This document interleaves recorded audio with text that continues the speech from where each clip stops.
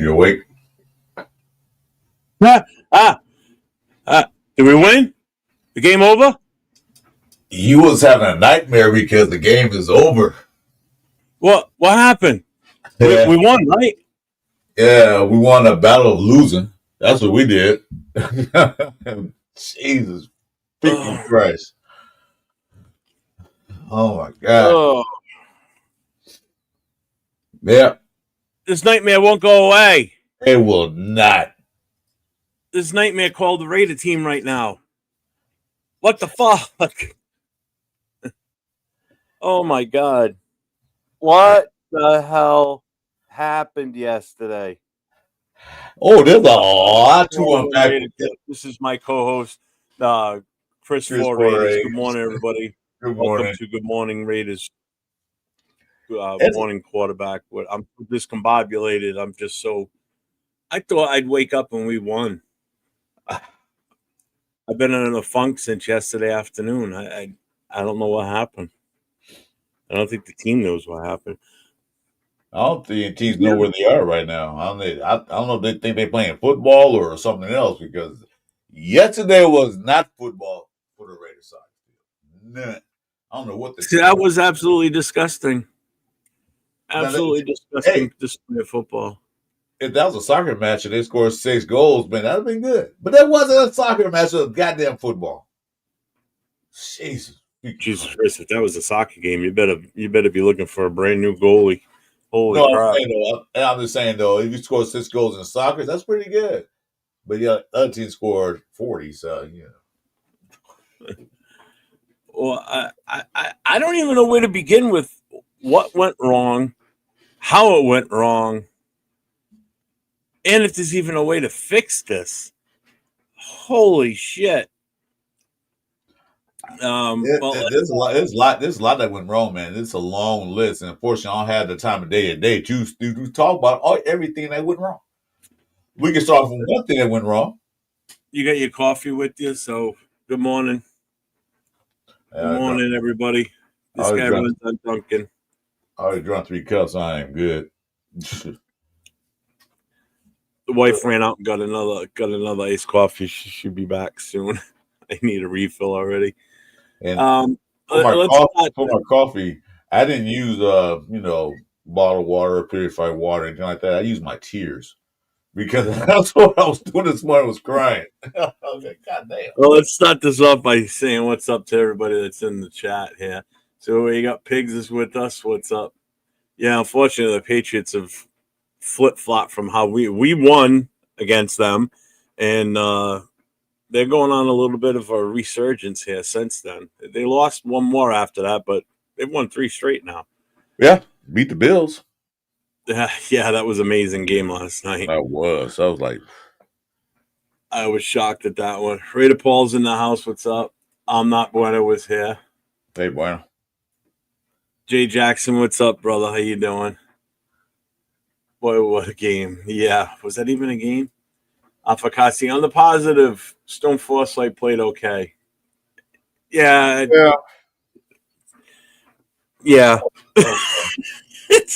don't even know where to start with this.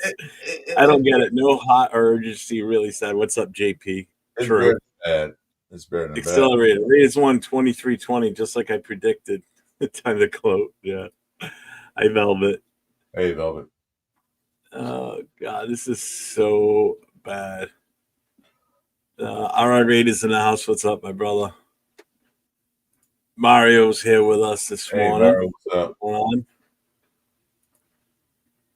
Yeah, how long do we wait? We'll definitely dig into that a little bit too. Jeff could easily file a lawsuit against the Raiders to pay his medical bills. Oh man, the mental anguish is ridiculous. Velvet says they couldn't even win on my anniversary. Well, happy anniversary! Happy anniversary, Velvet. Sorry, the Raiders screwed that one up on you. Yeah. Yeah, fight on. I mean, we're not going anywhere. We're still fans, obviously, but it's like, good God, man. Repay the fans that have, sunk so much time, money, and effort and loyalty into this team. And Rorschach's in the house. What's up, Rorschach? Jeff and Chris popped in to say hello. Like Lionel Richie, my remedy for this shit. we call the team is just relax and don't worry about it because we have our health and family. Well, they're trying my patience with my health. I'll tell you that much. Yeah, me too. Because you're going back, you're going to get drunk again. Like I don't want to do that anymore. But I'm at to start again. What you staring at me? I don't want. Oh, as I say, I don't want. What is it? Hi, Don. Hi. Oh, I got munchkins to chow on too. But see, she takes care of me. Brand new fresh iced coffee. Well, I go back to dinner, so I can't eat anything. So, poof. On 6 to say I'm at work, but just wanted to stop by and say what's up. Have a great show, and I'm tired of our quarterback situation. I'm tired of us losing. I'm tired of the same things that year after year. I don't know. Hey, on 6, you know what? I'm tired of being tired. So there it is in a nutshell. I'm getting tired of saying that. That's the problem. I'm getting tired of saying what's going on. How come we're doing this? How come we can't do this?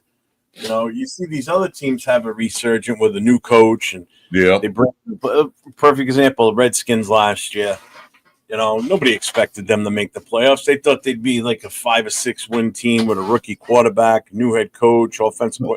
And what they do, they went to the NFC Championship. We can't even get that lucky with an experienced head coach, an experienced quarterback, a somewhat of a semblance of a team prior to the coach even coming here.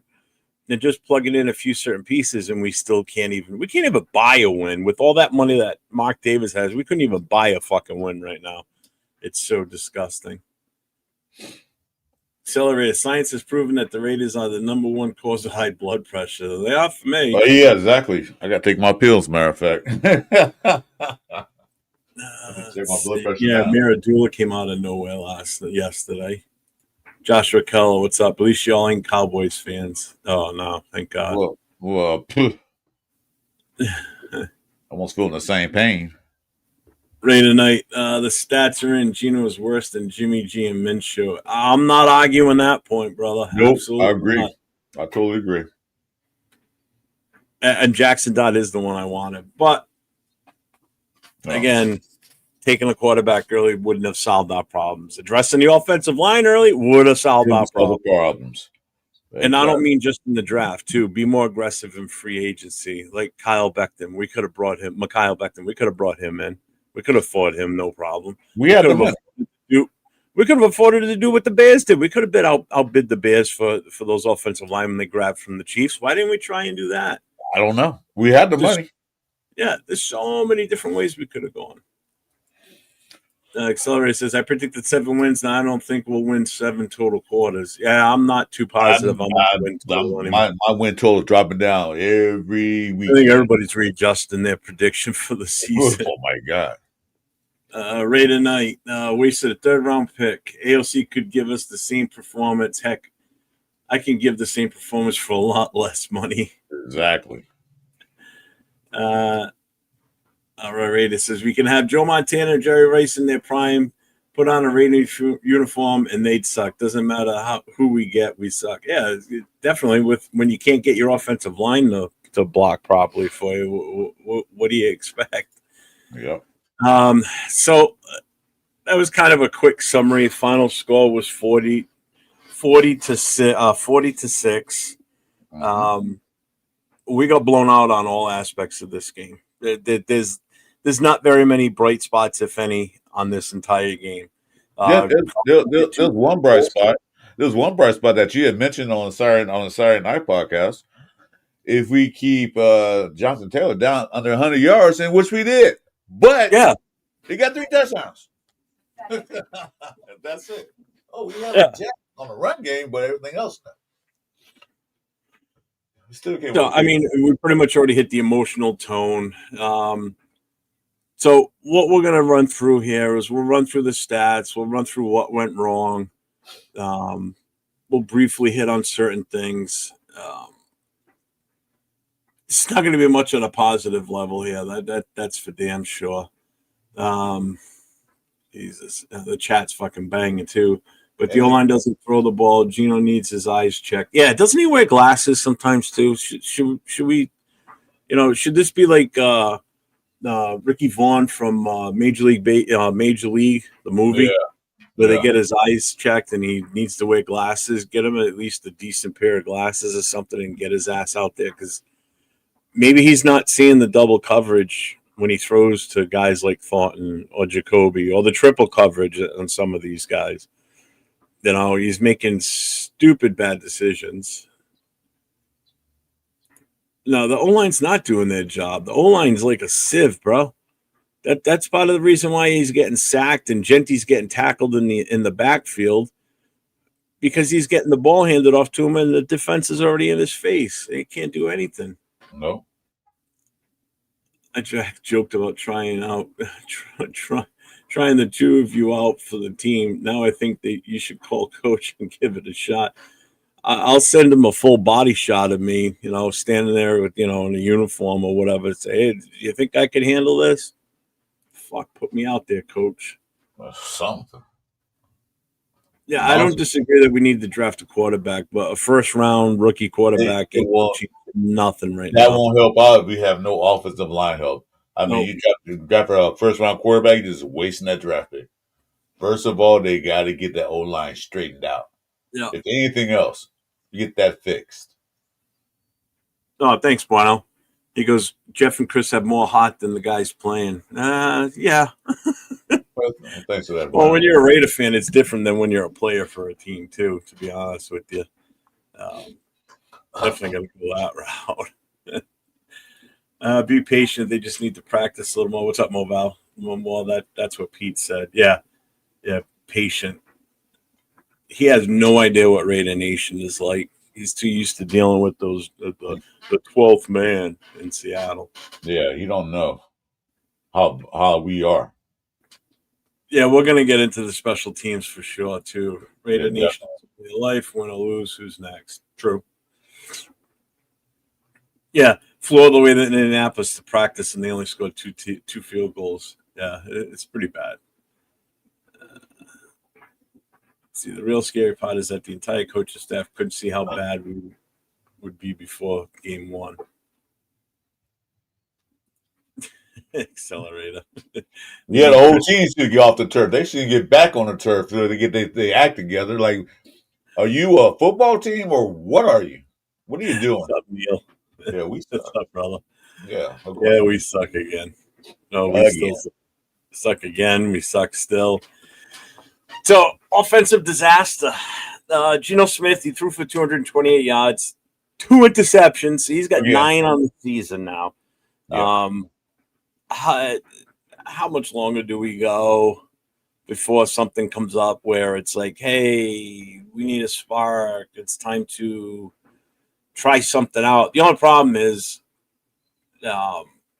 you bench Geno. You're not going to see him again. I don't think so.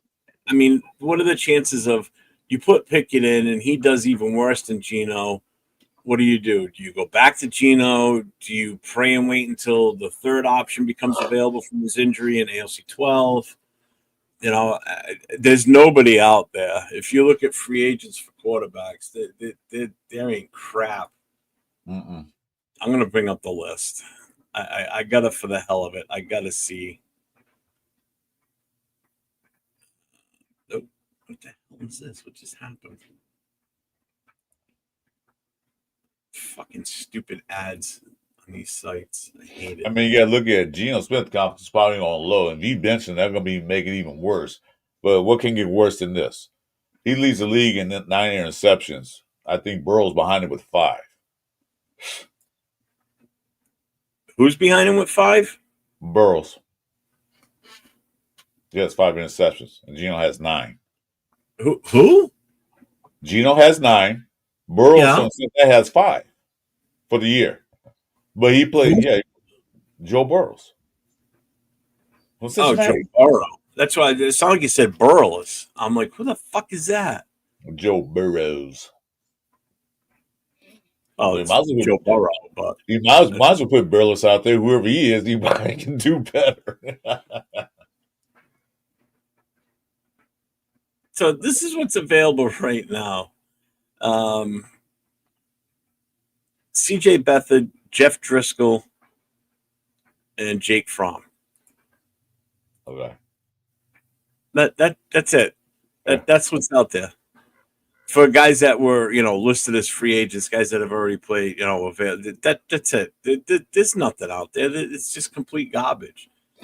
So you're not gonna pick up your savior in in free agency. Not now. Heck, you're not even going to be able to trade for somebody that you think is going to be able to come in and do the job. Oh God, that's so good. He still has 5 interceptions. He's been out for 4 weeks, but it's like he don't play in 2 games. Yeah, that's he didn't get off to a great start either. But again, his woes were his offensive line still. They're like us. Also, Coach Pete being weird as fuck with the Pratt situation in JPJ. I don't get it at all, but I'm not in the building, but real weird. Yeah. Let's see. Yeah, no, that might not be right. But our wide receivers can't get open. Total yards in this game. We had 296 total yards. Indianapolis had 317. So we were fairly close in the overall yardage for our offense. But a lot of that was in the running game. It wasn't necessarily, it wasn't really a lot in the running game. It was just that Gino God, I don't even know where to start with this. But you got to remember this. They will have a lot more yards, but most of the game, they'll start on our side of the field. So they had short field most of the time. They had short field majority of the time. Yeah, so that's why the yards were not as big as it should. It could have been. It could have been 600 if they started like in the normal 30 or 25 or whatever. So Ashton Genty had 67 yards rushing on 14 carries. We had no offensive touchdowns. Only scoring was Carlson with the 2 field goals. And plus, you got to look at who was out, too, which has an impact on the offense. You had no Brock Bowers. You had no Big Mike out there. So you had your other tight ends aren't a legit threat like either one of those two, especially Brock. Yeah. Not having Brock out there hurts, because teams know that the only way you're going to throw the ball is you're going to throw it deep. Now, remember Saturday night when we talked and we did the last call and we talked about what we should do at the start of the game. And my prediction was just to go for the throat right away. Just go for a deep pass. And what they do when they started off? They went for a deep pass. They went for a deep pass, and Jetty took it right down the right sideline. That was like the most explosive play that I think I saw all day. And I felt good at that point. I'm like, oh, they're doing when we were talking about Saturday night, I'm watching this. I'm like, oh, that's what I called they were going to do.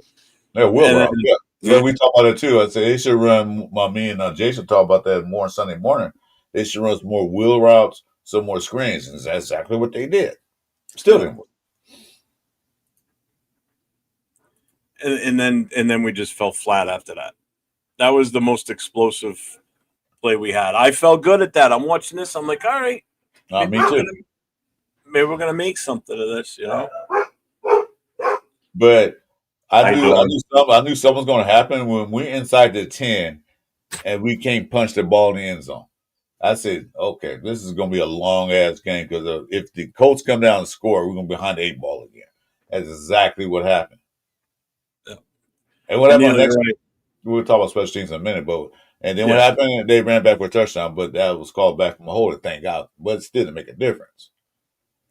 And Neil, you're right, too. We beat the Pats, and then we just I think that team stayed in New England because I haven't seen the will to win. Well, I shouldn't say that because, we were in the Bears game. The Redskins game we weren't in. We was in a Chargers game, too. We were in that. Yeah, the Chargers game was yesterday it was just awful. Wow. And as much shit as we gave them last Monday for the Bears game, that's nothing compared to what they put out on the field yesterday. Yesterday was just absolutely disgusting. Garbage. Yeah. Two interceptions killed our drive, gave them short field, shifts the momentum, even that batted ball, the batted ball pick. Oh, God, it's just. And we was in the red zone again. Yeah. So, like. Yeah, a red zone. And then go to ball, score a touchdown. Yep, Right. our red zone inefficiency, lack of finishing, stalled drives, couldn't put it in, couldn't punch it in. Shouldn't say couldn't put it in. That just sounds wrong in so many different ways. Rate of Paul season over. I mean, I don't think the season's over. I mean, I think there's still plenty of time to improve and give us some hope for next year. But how many times have we done that where we go on a little AP's first year when he took over as interim? He had a decent rest of the way to the end of the season, gave us hope, going into the 2024 season, and then we just fell flat on our faces. Mm-hmm. Flacco has 6. That's probably why Flacco got benched. Flacco got benched at 6 interceptions for a rookie, and we've got a quarterback that's thrown 3 more, and he's still starting. He's still playing. And behind him is not a rookie. He's a veteran. So yeah. Mario pulling out the quote from the 1941 movie with John Belushi. Germans bomb Pearl Harbor. Oh, was it only when the Germans bombed Pearl Harbor? No. Oh my God. No, not that. That was Animal House, actually. Sorry, Animal House. Yeah, offensive line, broke down too. I mean, Glaze did not have a good game. Again. He got burned a lot. Again. Yep. That's 2 games in a row. Yeah. It led to, hurried throws, sacks, disrupted the timing. All that shit matters. Sometimes you don't realize that, the poor offensive line play, it's where it starts on the offense. Mm-hmm. Because if you're not blocking for the running back to give him openings to squeeze through and make a play, or you're not giving your quarterback time, all that shit matters, man. It's just it's so bad on so many levels, and there's no quick fix. So anybody expecting a quick fix on this, it's not going to happen. It's just not happening. Not with this team. Not with the offensive line options that we have for players on this roster. That's the downside. The only fix we have is what's in the locker room now. Let's see. Yeah, I said to tank that year to get bonus. Yeah, I'm not talking tank talk. Nah, no tanking. We as bad. We're gonna lose anyway, so we don't need a tank. Yeah. Accelerated saying Titans 6, Raiders 3.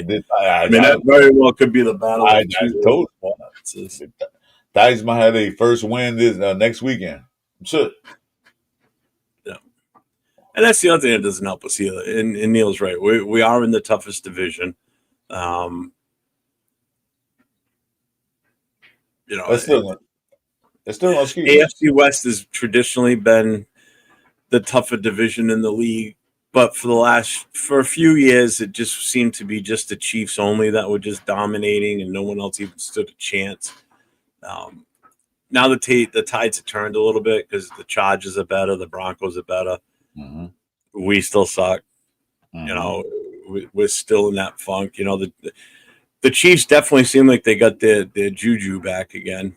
Yeah, we'll see tonight, but when they win this one tonight, they're then they come to what? Then we got to go to them in 2 weeks, and that's not going to be a fun one that's either. Not going to be pretty. On the week we play them, they get Rashid Rice back, so they'll be back to full strength on that offense now, which will allow them to do even more than what they have been doing. So that's neither here nor there right now. That's 2 weeks away. We'll get into that. Let's see. The poor play calling. That was the other thing. I'm watching this yesterday. Now, I was with my chapter members up in Chicopee, Mass, watching this game with them. And at one point, I'm like, who the hell is calling these plays? This is just like these play calls are just so horrible. We're just so predictable. We really are. They are. It's like there was no adjustment for when the Colts started stuffing the runs and stacking the box. And how can you actually make any type of adjustments like that when they're doing that? When your quarterback is easily throwing interceptions more than he's throwing any type of completions downfield. You know? So, what's up, Ja Raider?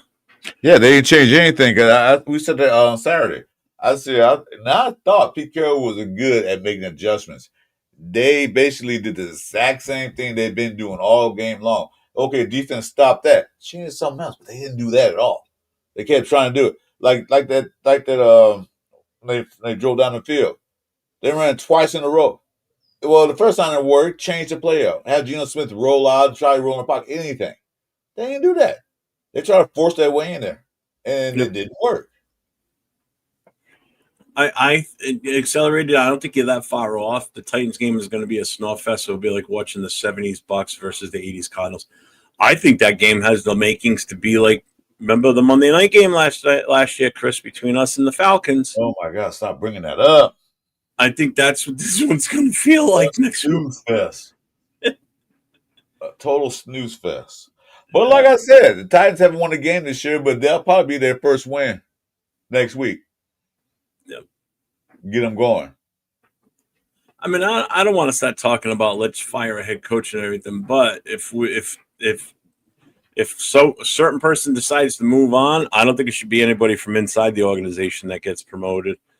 I like Ja Raider's thought process. Joe Brady from the Bills. Yeah, it's time to bring a whole new fresh blood and something else because his philosophy was good back in the day, but right now it's just not working. Yep. You know, teams having player meetings and this and that. Don't tell what happened in that player meeting. Actually, he is with the Bills, right? Joe Brady. I don't know. I think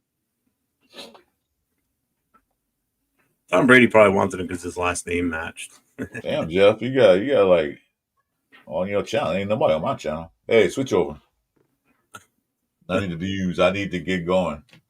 Don says we need to win all the remainder of our games. Yeah, that ain't happening. Not with this team. Don't let Joe Brady walk to Titans. We need young offensive-minded coach. Joe Brady is the man.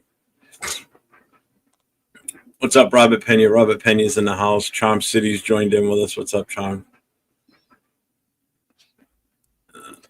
Offensive coach is not really going to matter if you don't have an offensive line. You can be the greatest offensive coach in the world, but if your offensive line can't block, it does no good.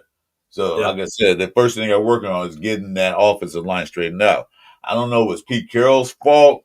I don't know if it's his son's fault, but they got to do something. They got to get the offensive line together because sometimes they look like they lost. They don't know who to block or where to block, or or if there's Meredith not calling the right signals. I don't know, but they look like let people in, leaving the hole gaps. Especially that block punt. Like, didn't you guys see that guy come up? He came up the middle and blocked. He didn't come around the edge. He came up the middle. Like, dude, fucking Christ. Yeah. Oh, that block punt really hurt too, especially the fact that AJ Cole got nicked up on that one. He was still okay to come out and hold for the field goals, and we didn't do any PATs, but hold for the field goals. So I don't know how severe the injury is. I haven't looked anything up yet today. But who knows how bad his injury is? If it's going to, all I know is Carlson punted the rest of the game, and the punts weren't good. Of course not. He's not a punter. No, they weren't good. Diesel's in the house. What's up, Diesel? What's going on, brother? Yeah, I know you're pissed. I am too. He hit me up last night after the game on Instagram. He's like, "What the fuck?" He's like, "What the hell was that?" I said, "Dude, I don't know." I go almost 2 hours of a drive from my house to where our chapter hangs because that's pretty much where the chapter was formed in the area that we go to. And it's like the way up there, I was upbeat. Raider Will called me on the way, and he's all hyped and excited, and then we get the game gets rolling, and we stop playing like this. It's like a 2 hour ride feels like a 4 hour ride home because you're stewing. You got so many things running through your head. You're reliving the game a little bit. It's like, what the hell, man? It's like But you know what? Trying to collect my thoughts on how I wanted to, handle today's show and everything. I'm already in Monday mode at that point. But you know what?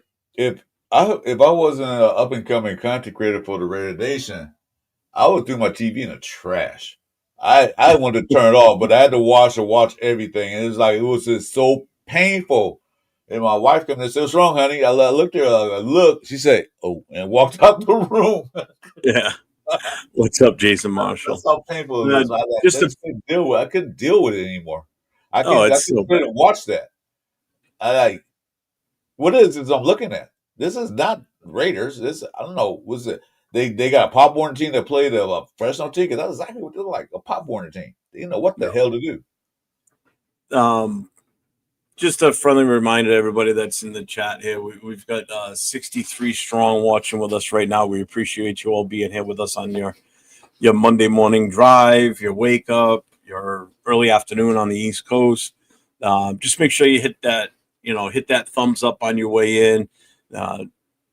Hit the sub, hit the notification for both 401 Raider Jeff and for Chris 4 Raiders podcast. Yeah, we do this show every Monday. The Monday morning quarterback.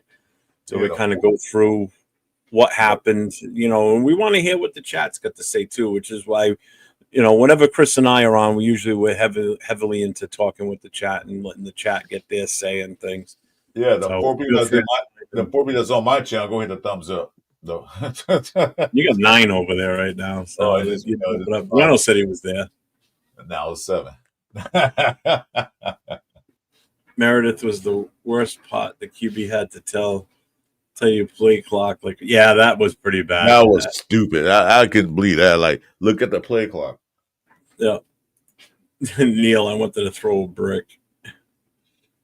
I want to do worse than that. Yeah, next man up. But man, what's next man up? Who's the next man? We're running out of those options. You're at the red zone. Let's sit. Genty and pass the ball. Dumb call. It led to us getting damn near field goal. Yep. What's up, One Nation Raider for life? Coach Pete talking about practice is mind blowing. These are games, not practice reps. I don't understand where his head is. Yeah. So it's like, hey, we're gonna go to Indianapolis this weekend. We got to practice against the Colts. Oh, okay.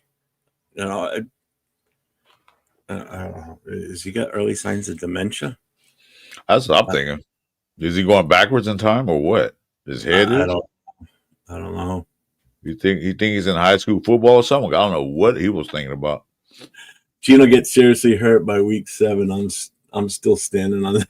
Jeez, I'm not hoping for an injury, but we're definitely cursed, Coach. There's no choice about it. I agree with that statement 100%.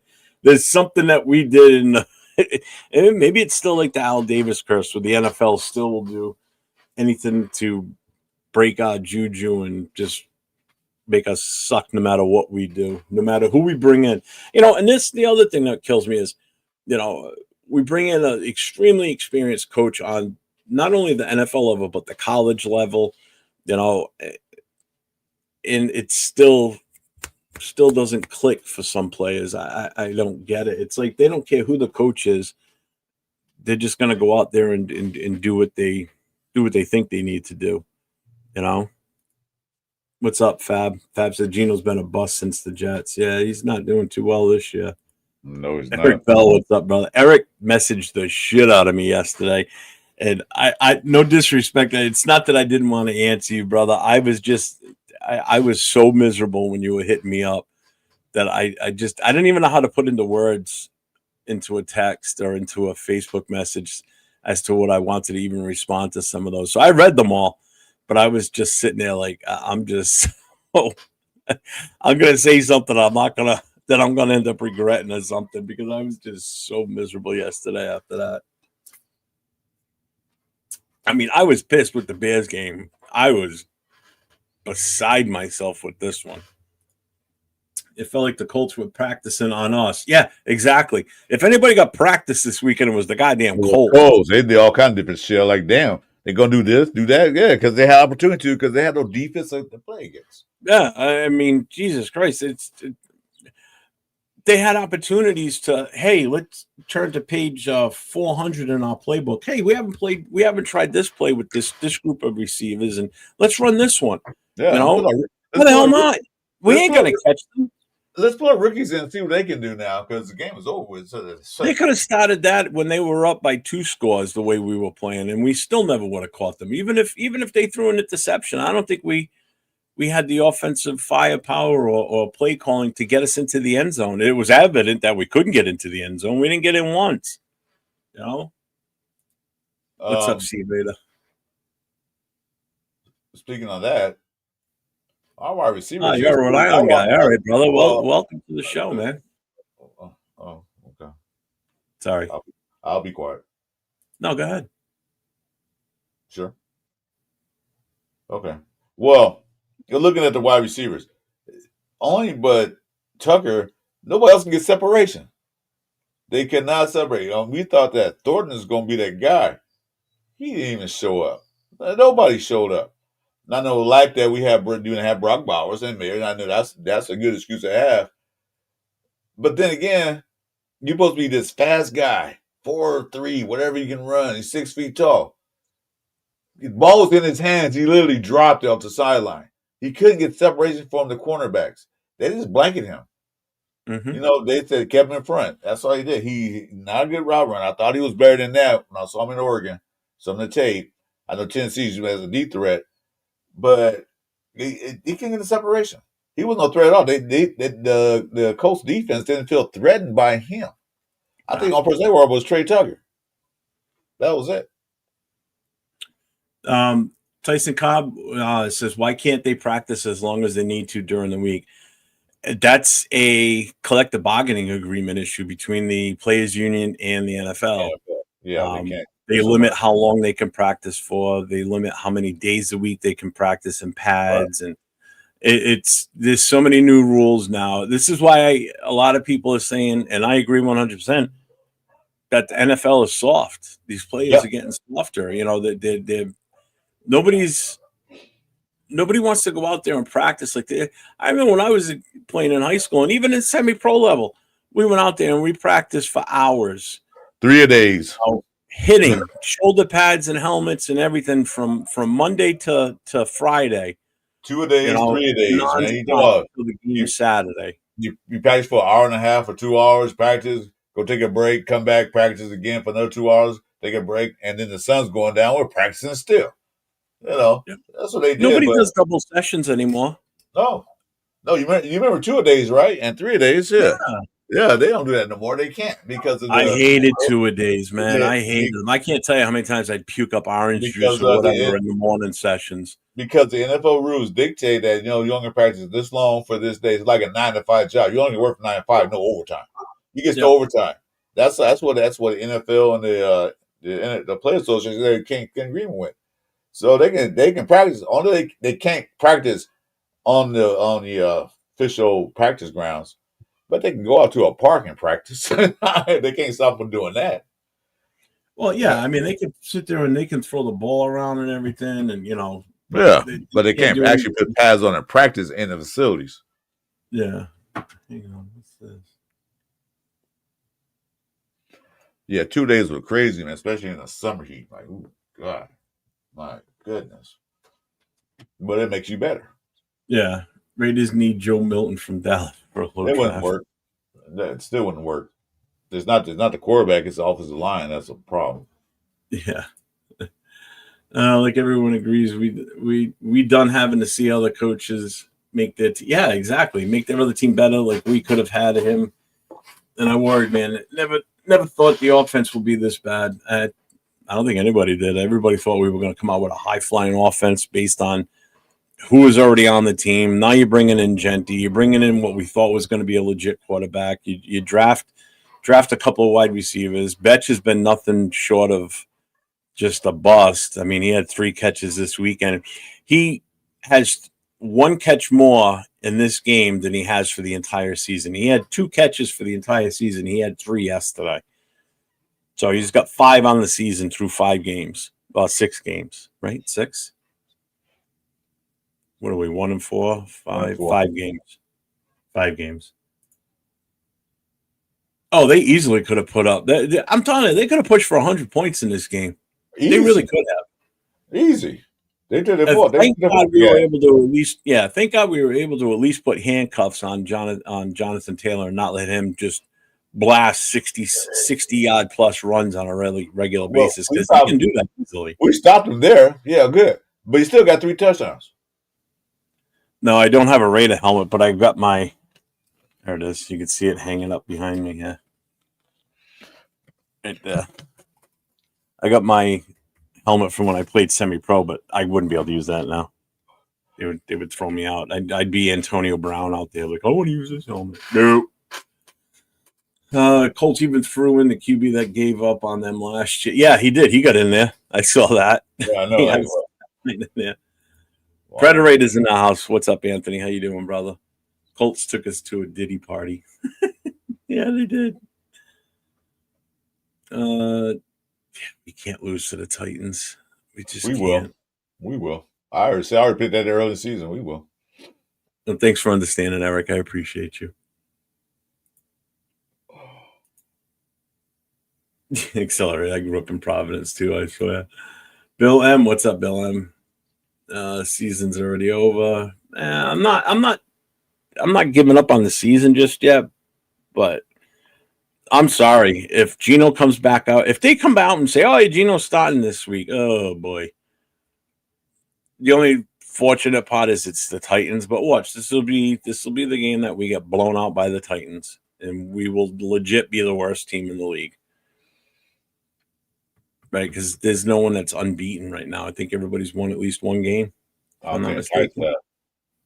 Titans, I think, were the last ones that hadn't won. Yeah, so everybody won a game, at least one, except for the Titans. And next week will be their first win. Yeah, and you're right about Thornton, too. When was the last time he had a catch? And here's another thing, too. Geno keeps throwing the ball to him. But he's not catching it. Well, he's not only not catching it, but he's not going to outmuscle anybody for that ball. He's not strong enough. No. You know, Thornton's the type of guy where you put the ball up higher and let him jump for it, but he won't even do that. You know, he's throwing it to him in double coverage. You can't throw double coverage in double coverage to a guy like him. Now, if that was DK Metcalf, who he's used to throwing to for years, okay, because DK Metcalf is a goddamn physical specimen. He'll outmuscle anybody for that ball. He could handle that. He'll jump up for it. He'll take the hit. Thornton, I think, if he gets hit the wrong way, he's going to get snapped in half because there ain't much to him. Nah, he's a little man. Tall, but little. Yeah, Trey Tucker only had only one that looks like he. Okay, yeah. Wait, hold on. So the Jets haven't won a game yet. Let's see who else. No, Titans actually did win a game. They're the one that they won a game. Excuse me. There you go, Coach. I stand corrected. The Titans are 1-4. I stand corrected. Well, they just won this weekend. They beat the shit out of the Ravens. Yeah. So they won a game. Right. That was who they played this weekend, was the Ravens, right? Yeah. The Ravens are going down just like we are, but they're hurting because of injuries, man. You lose your quarterback, so now you become a one-dimensional team. Whereas with Lamar out there, you got to worry about him throwing the ball and running it. Now you take him out of the equation. There's only one person to stop, and that's Henry.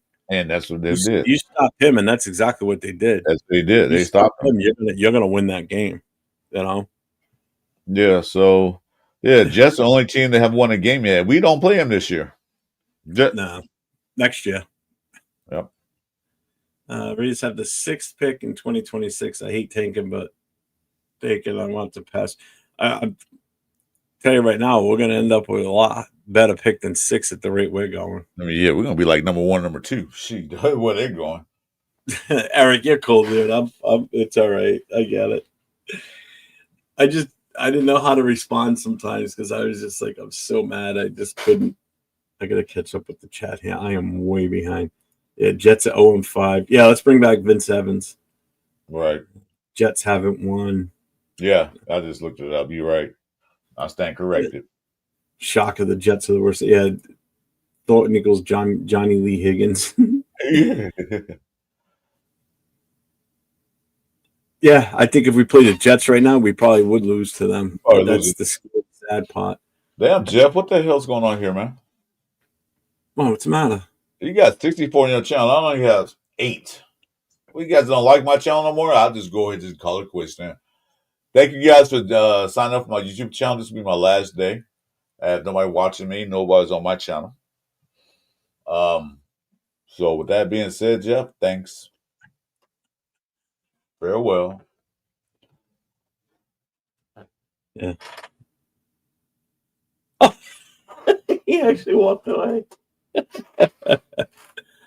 Oh, yeah, Chris is upset. Oh, it's Houston that beat the Ravens. That's right. Never mind. My bad. I couldn't remember. Chris, get your ass back in here. Let's see. Where are we here? Oh, I'm going to keep going, I guess. Yeah,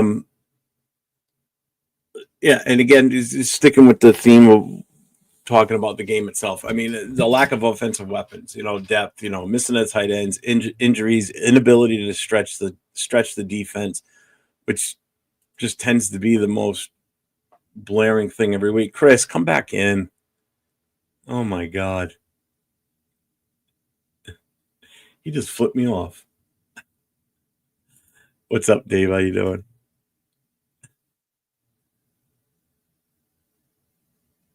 What's he doing? Oh, he's got a phone call. Robert Pena's in your channel. He's watching.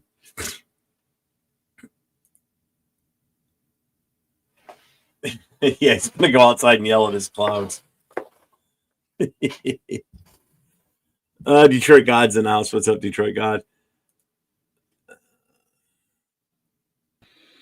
No, I wouldn't go verify my appointment because they keep calling. So make sure I be there on time. But anyway, like I said, yeah, thanks for the 8 people on my channel. I appreciate that.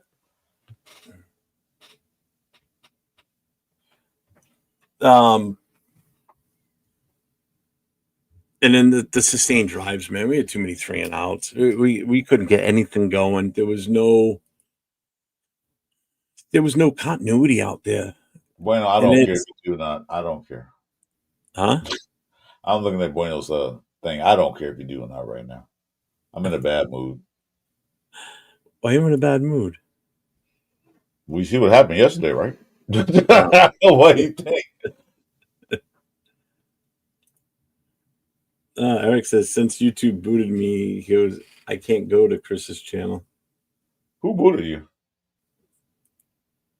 I don't know. What was I saying? You were saying a lot of stuff. Oh, yeah, too many 3 and outs. We just couldn't get any continuity going. But again, that also just ties in with the lack of being able to do anything. We can't run anything crazy because our offensive line just can't handle it. You've got Glaze, who's in a slump. He's having more bad games than good games. JPJ is the only one that seems to be out there that's playing with any type of tenacity and a set of balls. Forsythe's his first game as a starter for us. He did all right. I mean, he didn't really fuck up like everybody thought he was going to do. I mean, there was still some mistakes overall on most of the offensive line. Parham's Parham.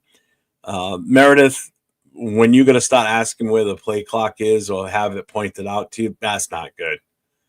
That's not good at all. That's one of the first things you should be looking at when you're walking to the ball is point out get the visual on the play clock as you're looking down and scanning the field before you give out the audibles to your offensive line.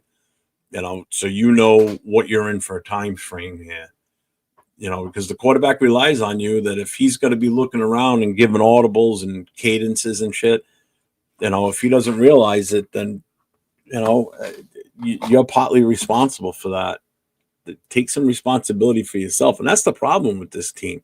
some of these players just aren't taking that personal responsibility for their positions. Do you agree with that, or?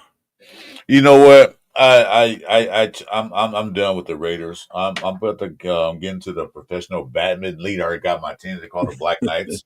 So my new champions become Chris for Black Knights because at least they're winning. So no, yeah, they can't. Like I said, can't sustain drives, 3 and outs, or fumble, or something, or interception, or whatever. And then we punt the ball, they get good field position, and then, like I said, the Colts were playing on our side of the field most of the game.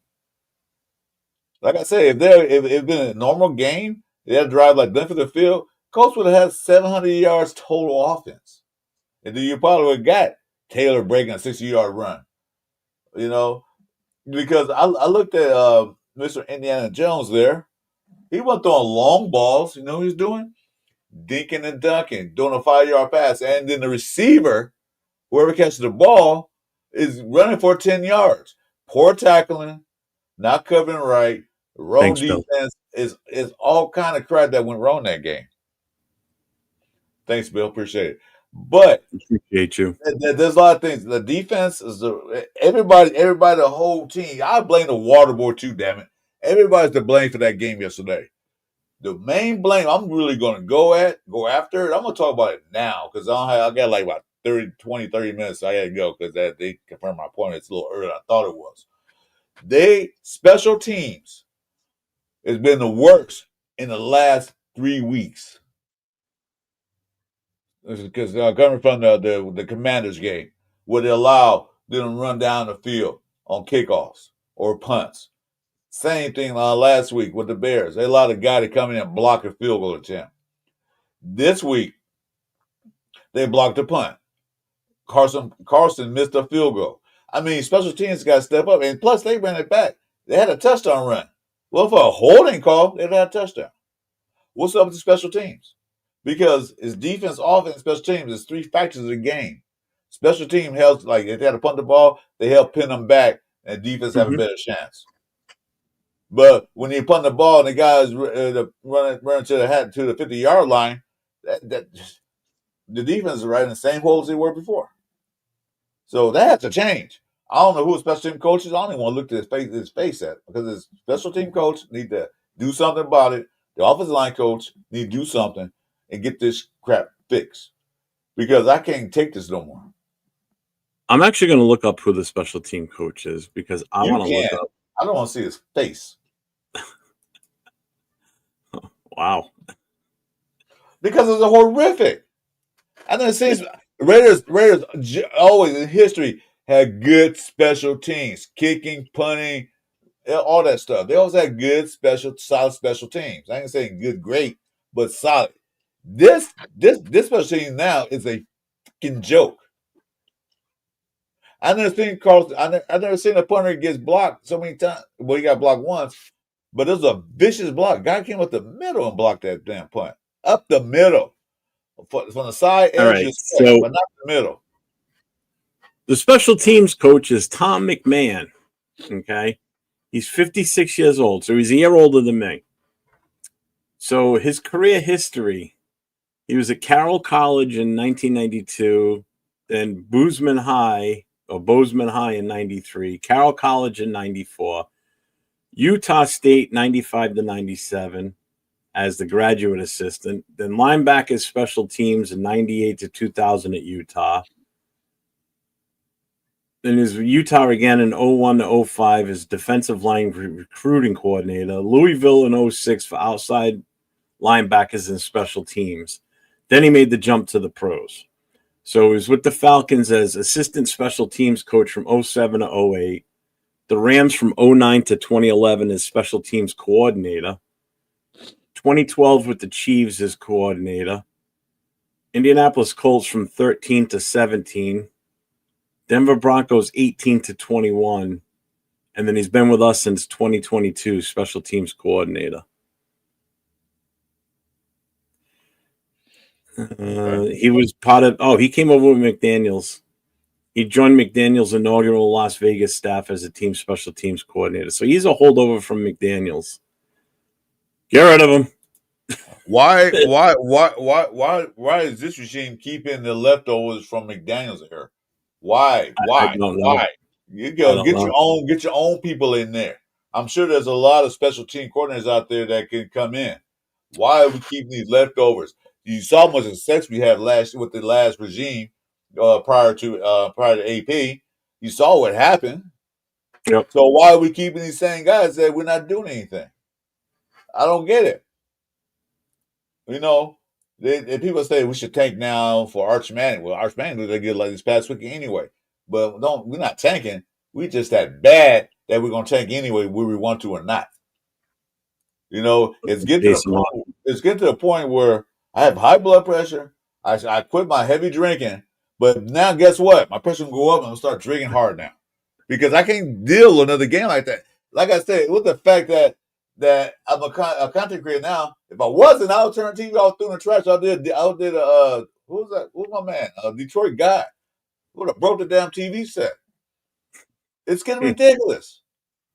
I can't watch it. If it had been a close game and we lost by a field goal, yeah, I could. Well, like last week with the Bears? Yeah, I tolerate that. That block kick pissed me off, but I tolerate that. This I couldn't tolerate. This is. Let me check my blood pressure right quick. Hold on a minute. Oh God. Hey, what's up, Tanner Jack? How you doing, brother? Pete Carroll said he wants the defense to play like 2015 defense.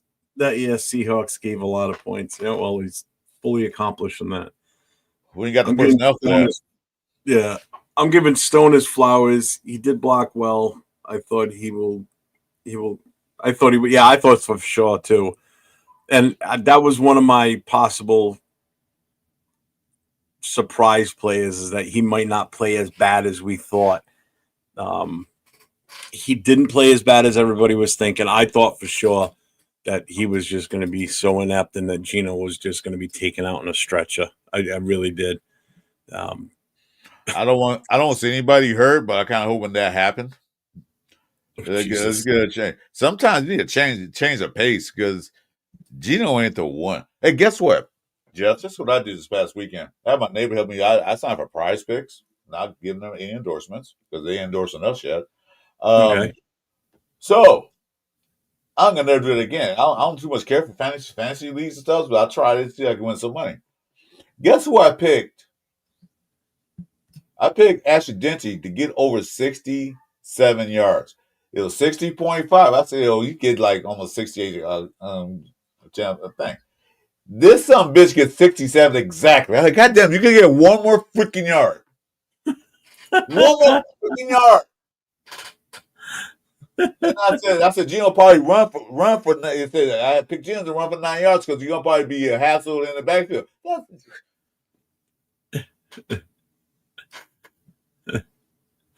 Oh, that's funny.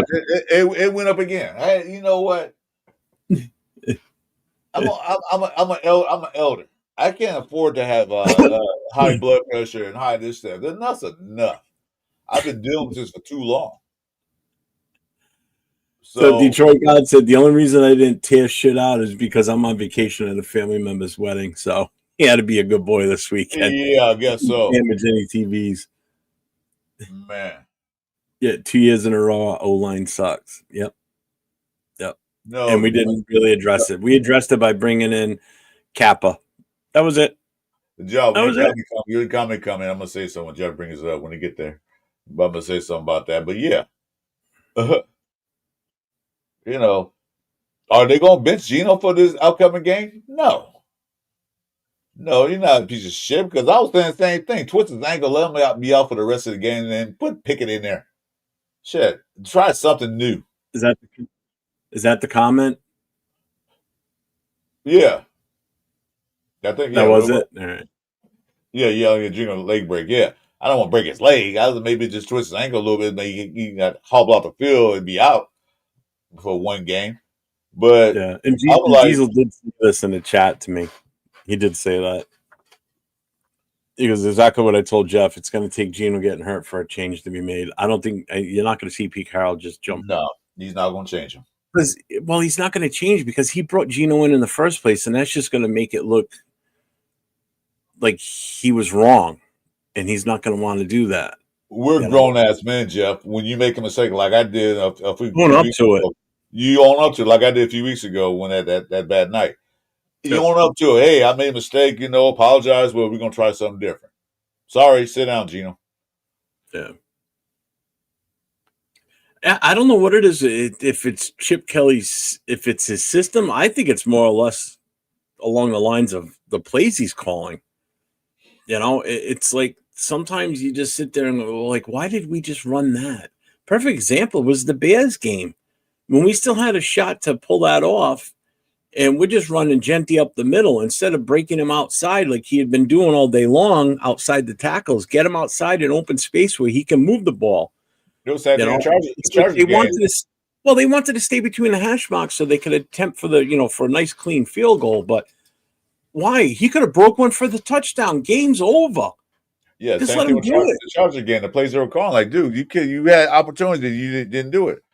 But the main issue, the opportunity is when we get in the red zone, we go right back to vanilla offense, run, Geno, run. And then Geno Smith in a shotgun trying to throw a pass. No. I don't know. Like 805 said, they was talking about, and I agree with 805 what he said. Sometimes you don't have the right player personnel to execute the playbook. And that's probably what it is. Because the receivers don't get separation. None of them do. Well, except for Tucker, he might get some separation. Jacoby's not going to really separate from receiver. He's going to run good patterns. And then that's it. Thornton is to me, is a bust, but he wasn't a high draft pick, but he's still like, dude. We had a ball in your hands twice, 2 weeks in a row, and you couldn't bring it and haul it in. He could get in the weight room, eat some potatoes and grits, and get some weight on or something. Well, that's the thing. That's not something that's going to come overnight. You're not going to see the fruits of that labor from this season. No, I know that. That's going to take some time before he gets that type of strength up, if he can even do that. He's not in the grown man's body right now. I've got more of a problem with the fact that Betch, as our second round draft pick, who should be good enough where if you're drafted in the second round, you should be a starter on whatever team drafted you. Okay. Unless they're so well put together already, like say the Eagles, and they just add you for depth, like they have been doing, which is why we ended up with a guy like Booker, who was second and third string defensive tackle, now starting for us because he's just buried on the depth chart over there with so much talent. Right. When you're drafted in the situation like Betch, where you're deemed the next guy to come in and be this guy for us, which evidently he's not. This is the most playing time we've seen with him this season was Sunday. He caught 3 catches. He caught 3 passes out of that. Could he have had more? Possibly. It all depends on. But our drives stalled. We stalled our drives every goddamn time we had any type of opportunity. Like I said, that opening drive, we looked good. That first play, bang, went deep with Genty. Broke a nice little play there. Couldn't keep it going. Again, this is the shit I'm talking about. You draft a guy that you expect to be a starter, and he's a spot player at best. He's like third string, fourth string. I don't know what's going on with that. Well, and that's the other thing. So week 5, your coach finally comes out before the game and says, "Oh, we're going to get Betch more involved." Fucker, he should have been involved from the start. The first game, yeah, very first game. When he's your second round draft pick. If you would have come out and said that with Genty, we'll get it. We'll it's going to take some time. We'll get him there. Fuck no. He's number 6 overall. That son of a bitch should be starting regardless. If he would have come out and said that, forget it. What's up, 805? He goes, what's going on, fellas? Might fire up, start him, bench him, cut him segments if we lose this weekend. She just started now instead of watching this game. Now. Wait, yeah. I'm cringing at the thought of watching that in more in-depth detail like you guys do, in-depth detail, because I may actually break some shit here at the house because I'll be like, that. How is no one else seeing this game at the game, like game time? Because it's shit they don't fix on the go, which drives me nuts. Oh God, I'm behind on the chat again. Tanner Jack, we just need to draft a damn quarterback and develop. Yeah, but again, drafting a quarterback isn't the answer. It's not gonna work. We should have spent this year's draft working on the trenches and then just go from there. Deal with whatever we bring in for free agent running backs and what was already on the roster and just go with that. Get the offensive line fixed first. So you go into the season, not when you draft a running back with the capability of Genty, you're automatically looking at it like, oh, we're going to do some damage this year. So you're setting your expectations high right from the get-go. Where if you go and draft offensive linemen for the first couple of picks and build that offensive line, everybody then understands that this is going to be an uphill climb to get where we need to get to overall. Right, so, all right. So you can, you can work on that goal of getting a running back in the next year's draft or picking one up in free agency. When you just go right for the throat right away and grab the best offensive player that's out there, technically, well, supposedly, you're setting an expectation in the fan base to think that, oh, they're going all in for this year. No. And that's what fucking hurts, man. We're expecting Genty to come in and rush for, 1,500 yards and catch, 300 yards in passes and score like 15 total touchdowns. That's not going to happen. Not even going to come close to that. You're going to be lucky if he hits 1,000 yards at this rate. Because obviously he had a hell of a game against Chicago, and this week offensive line couldn't open up holes for shit. Nor did we really get him a lot of time out there on the field with the offense either. The defense was on the field so much. Fucking 805. I see. Frustrating part. If we don't have the weapons, it's on coach and staff since we had the salary cap and draft capital to bring the right guys in. Another failure of the staff if it doesn't improve. Oh, definitely, 100%. We had tons of money. The only team that had more money in the cap besides us was the Patriots.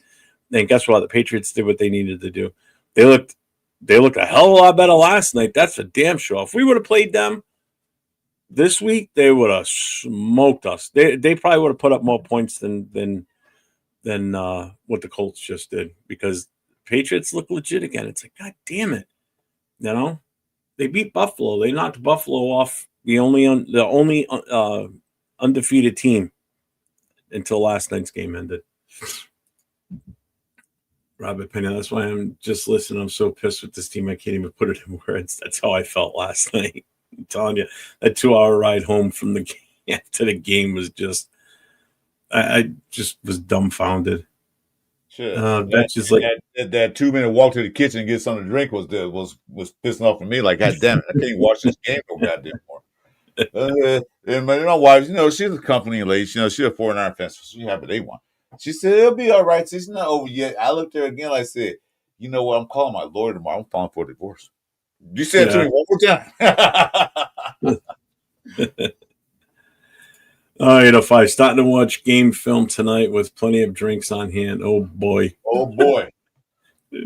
Is the bottle full and be empty by the end of the night? I want a before and after picture of the bottle, and I want you to put that up on the show this week. Like I said, I kept back my hard drinking 805, but now I might go back to the bottle. I might have to, because I can't sit there and watch a Raider game sober anymore. I have to be drunk and find something funny about it, because this team's a joke. This team is a damn joke from all aspects. It's all aspects of the team. Defense, let me finish, Jeff. Defense, offense, special teams. Those three do not work together. They on separate fields. They in separate mindsets. So, it's a joke. Go ahead, Jeff. What you going to say? This is what I want from 805. I want a picture of a full bottle, and then I want to see what at the end of him watching game film, if the bottle looks like this, or if it looks like this. Probably like the last. Probably look at that one. Empty. Yeah, probably. And probably like that doing at halftime. Watching this game. By the time he gets finished with the defense, because if he does the defense first, if he does the offense first, he'll get halfway through watching the film, and that bottle will be down to like this much left. What's up, Joseph Demers? I'm so defeated yesterday. The performance was bland. Bland. Bland's putting it nicely. That's like a compliment. What were you You're giving them props, and I appreciate that. You're worse than Bland. Shoot. There it is, right there. That's it. Jason just nailed it. We look more like an expansion team. Yeah. Yeah, we are. Well, yeah, they expanded to Vegas and they do shit. But in all honesty, the last time we had expansion teams, they went to the AFC and NFC championship games. Remember that? Yeah, I sure do. Yeah. Yeah, Seattle expansion. They went to the championship game against the Raiders. The Raiders, luckily they beat them. What's up, Oscar? What's going on, man? Yeah, this shit sucks. Yeah, it does. How the hell did the Patriots beat the Bills? I think the Bills just beat themselves. They beat themselves last night. They had opportunities. They did win our numbers. Yeah. Jason, we lack leadership. Yeah, we do. Big time. Big time. Can the NFL just give us 17 points on the scoreboard at the beginning and just see if we can win or hold it? They want to spot us. The team got to say, "Who spots you 10 points?" Is this like golf? Like that's our handicap? Yeah. We get a 17-point head start. They'll spot 10 points and they still beat us. Okay, so I want to bring this up right now. So we are an hour and 12 minutes into this. Okay. And this is the first time it's come up, and I've been waiting for somebody to say it. And I'm not arguing the point. I completely agree. I don't think you want to be. I'm surprised it took this long for somebody to even bring it up. I don't think you want to be. Unless I missed it. The way Crowley's expression on his faces, I know he's a Raider, but I don't think he want to be here anymore with this. He's tired of losing. He's put his heart and soul in every game. Some games he played better than other games. But to do all that and then nobody else is Crosby give 110%, the rest of them getting like 45%. You know, he looks so deflated. I want to play these guys. You guys want to put 45% in? Can't get the plays right, can't call, can't do nothing, can't tackle. Jesus. You know how many missed tackles they had yesterday? I'm like, you guys know how to tackle? Trying to get that highlight reel for ESPN. Wrap this son bitch up. That one dude that juked that move and got that touchdown, like, God damn, he ran through 4 guys, damn near. Yeah, see, Coach says it too. There's no way Crosby stays unless he enjoys losing this much. Yeah. And I've had people say to me, oh, he deserves a champion. I don't give a shit whether he goes on to win a Super Bowl somewhere else or not. All I care is about is getting something in return for him, and we put it don't let this turn into the Khalil Mack trade. Where we trade, we get all these massive picks and everything, and then we fumble on all the picks. We can't have that. Let me ask the question to the chat, and then we always involved in the chat. All 84 watching, and 5 on the other channels, as well as 6 eyes on my channel. I'm gonna keep saying that. I'm gonna give me a thumbs up if you say bench Geno Smith. Everybody, let's see how many thumbs up we get. A thumbs down for keep him. Or just do a 1 or a 2. 1 to bench him, 2 to. It'll be easy to do that. Okay, one to bench Geno, 2 to keep him playing. You do it like that, and then we'll see. We'll start counting response. 805. I might start with Bear, then end with the hard stuff. This is going to be brutal. Yeah, it's going to be. This is going to be the worst game film I think you've watched. 2 in a long fucking time. Well, it's 4-1 right now. What's up, Jake Bedard? I don't know. Yes, mean is that 1? Yeah, look like Jordan is 1. I lost count. What's up, Charles? Trade Max for sure. See, now more people are saying it. I'll get to it. I'm scrolling down. Max to the Cowboys. Go back home to Texas. Raiders get first in QB Joe Milton. I wouldn't be opposed to that either, though. Yeah. My 1 button is 1. So, all right, Chiefs and Jags tonight. Oh, you know the Chiefs are gonna. If the Jaguars pull this one off, I'll be amazed. Crosby doesn't deserve to be through this garbage. Go to a team that he deserves better. Yeah, he does deserve better. I mean, based on him doing what he's been doing for these years. But right, yeah. Max cares more about dancing. He'll be dancing with the stars soon enough. Oh my God. That's first. Well, There's that's not one. back though. Yeah. See, too many people are afraid of trading Max. If there was a better roster of better results on keeping him, but we are just too weak in too many areas. Yeah, we need the draft clout, definitely. Dallas has 2 first rounders this year, and next year go get picks and God for Crosby. Yep. Can we Mr. Coaches? Yeah, well. Where did that skip to? Okay, there it is. So we got 1, 2. Oh yeah, it's definitely a 1. Everybody say Mitchell. Yeah. Yeah, there's only two on there, and that's Charles. That's the only one I saw. Oh no, I'm not. No, Bueno, you voted twice. Get out of here. Yeah, Bueno. Can't vote twice. Oh no, he didn't. I take that back. No, he didn't. He didn't know. Well, anyway, he's one of the few people that said keep him. Oh man, I don't know. Yeah, we got. So we've got 83 or 84 in the chat right now. Make sure you guys hit that thumbs up. Hit the notifications, hit the subs. I appreciate everybody being here. We're not getting off yet. How much longer you got? I might be leaving in a minute. So just waiting for the phone call. Waiting for the phone call. Yeah, because I was calling to verify the appointment. They called me twice, and then I'm trying to verify what's the appointment time. They text me. It's still the same time. Okay, what time is that?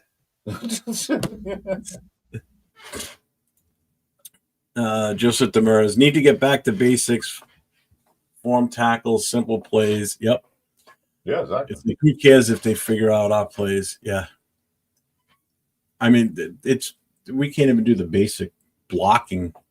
Sometimes it's that pathetic, like fundamentals, man. Get back to fundamentals, plain and simple.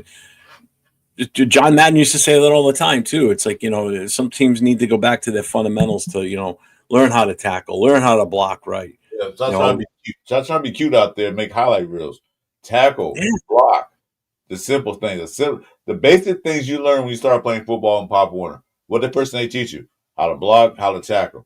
They don't teach you how to run, how to throw, and all that. How to read a play. No, they don't teach you none of that stuff. They teach you this how you tackle safely. This how you block safely. That's basic childhood football.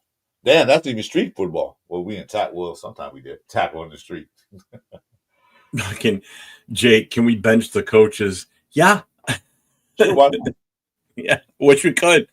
We're gonna bring you're gonna be Brendan Carroll as a head coach? No, I don't think so. Yeah.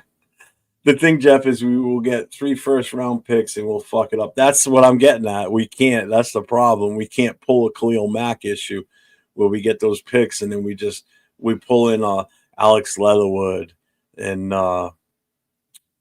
who's the other one we got with those picks?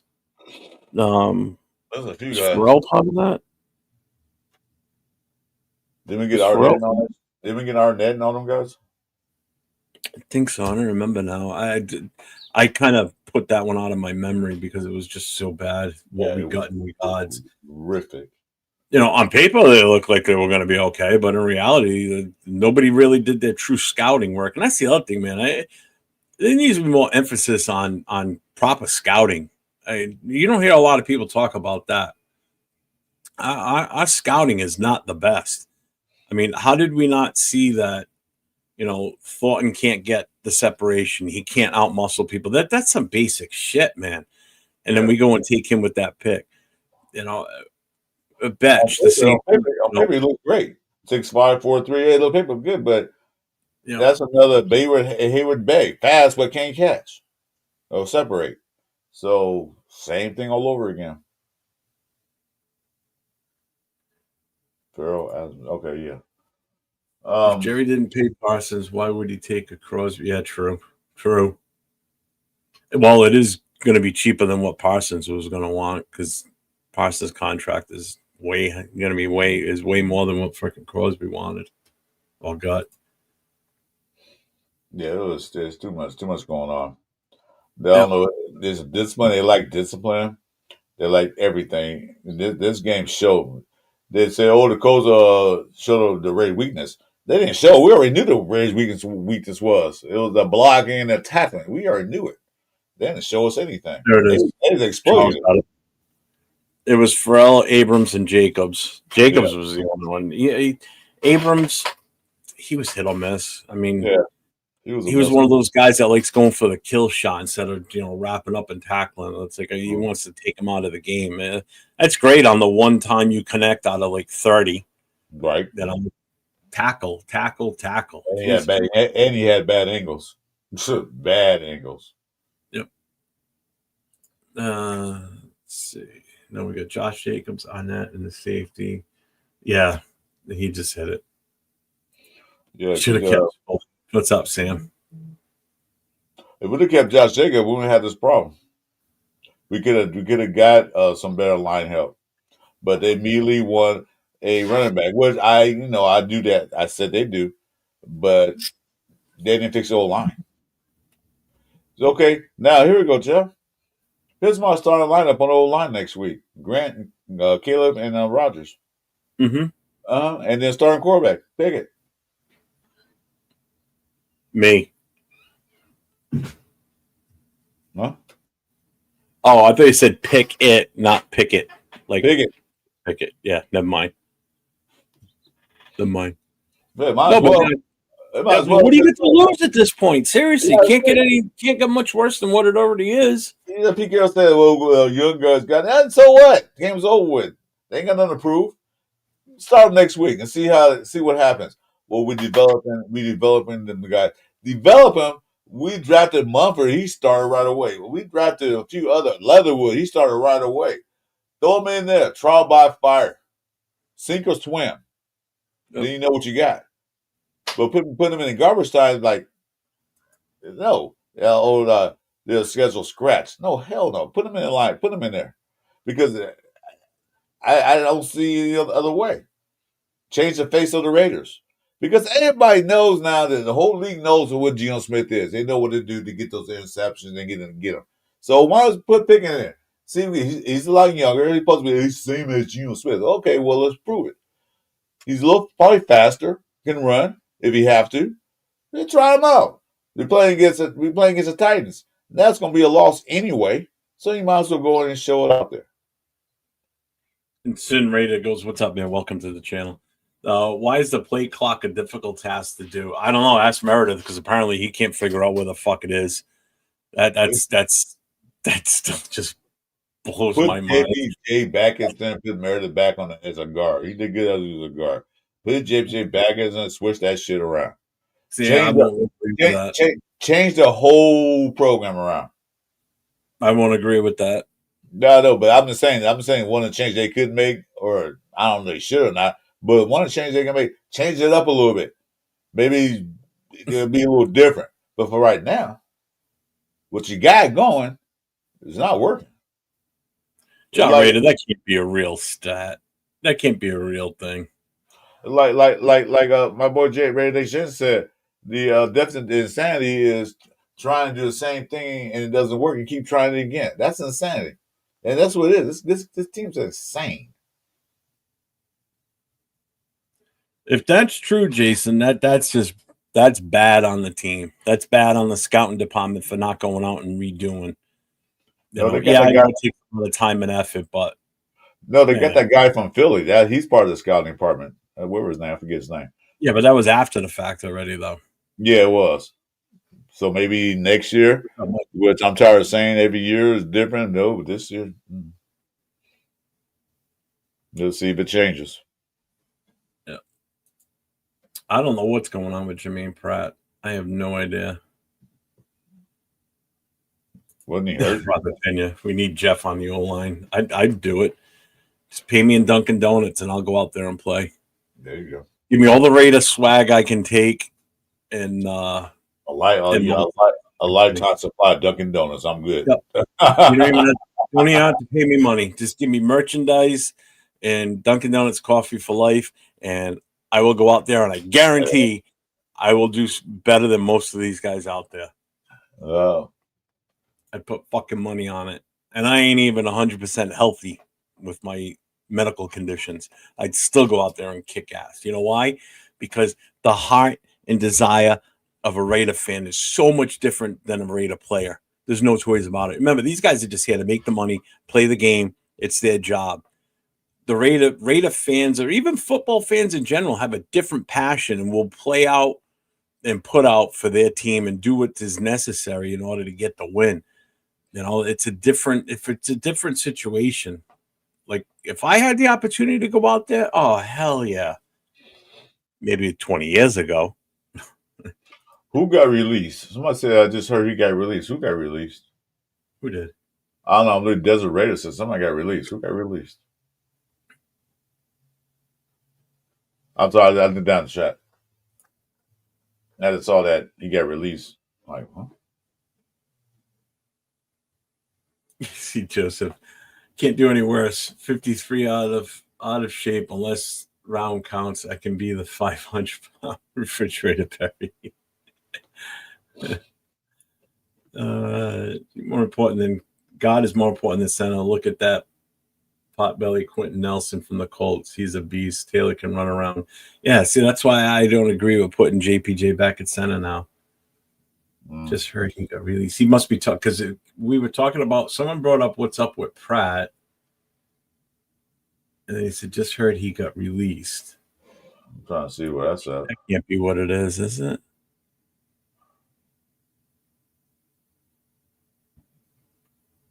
What's the date on this? October 5th.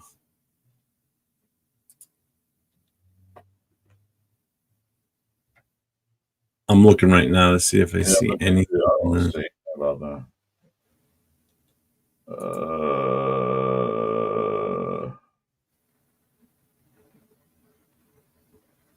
I'm looking. I don't see anything. I don't see anything about being released.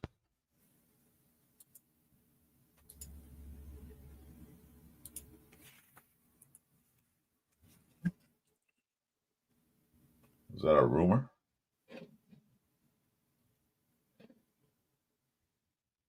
They're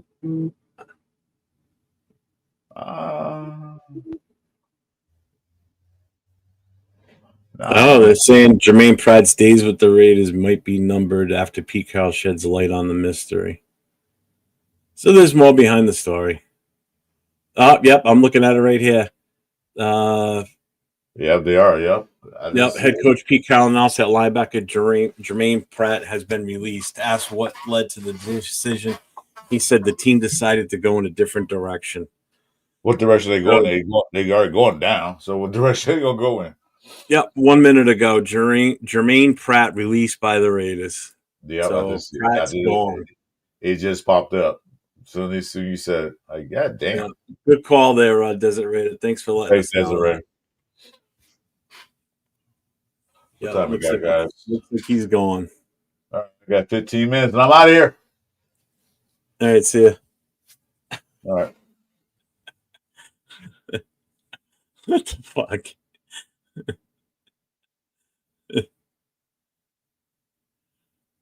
I'm looking to see if there's any other news anywhere else real quick on this before.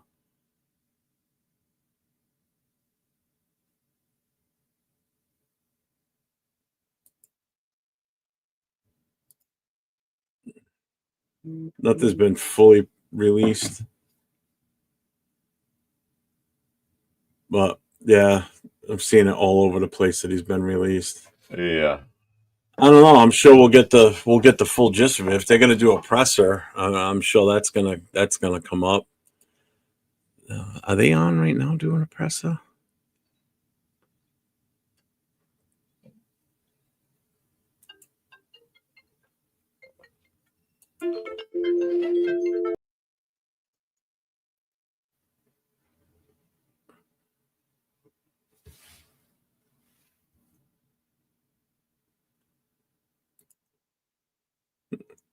Where'd you go, Chris? Get your ass back in here. Oh, Rappaport put something out there, rap sheet. Okay, yeah. So, like I said, I got 5 more minutes, guys. I don't know if Jeff, you're going to stay on, but thanks for all the 9 people watching my channel. Appreciate it, but I have to go. Maybe they should put a little beeping sound when the play clock is running down to 1. Oh no, I'm leaving right now. All right, guys. Hey, yeah, Jason, you can come on in. It's a dismal weekend, and so hopefully it'll change, but I doubt it. All right, Jeff, I'll talk to you later. All right, brother. See you guys later.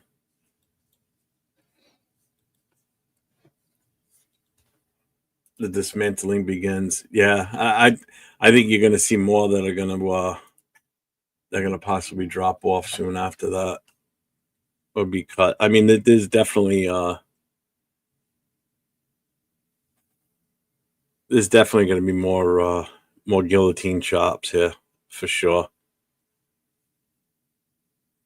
I just got your text. This is what he sends me. Old man yells at cloud. It's Chris. Oh, that's fucking funny.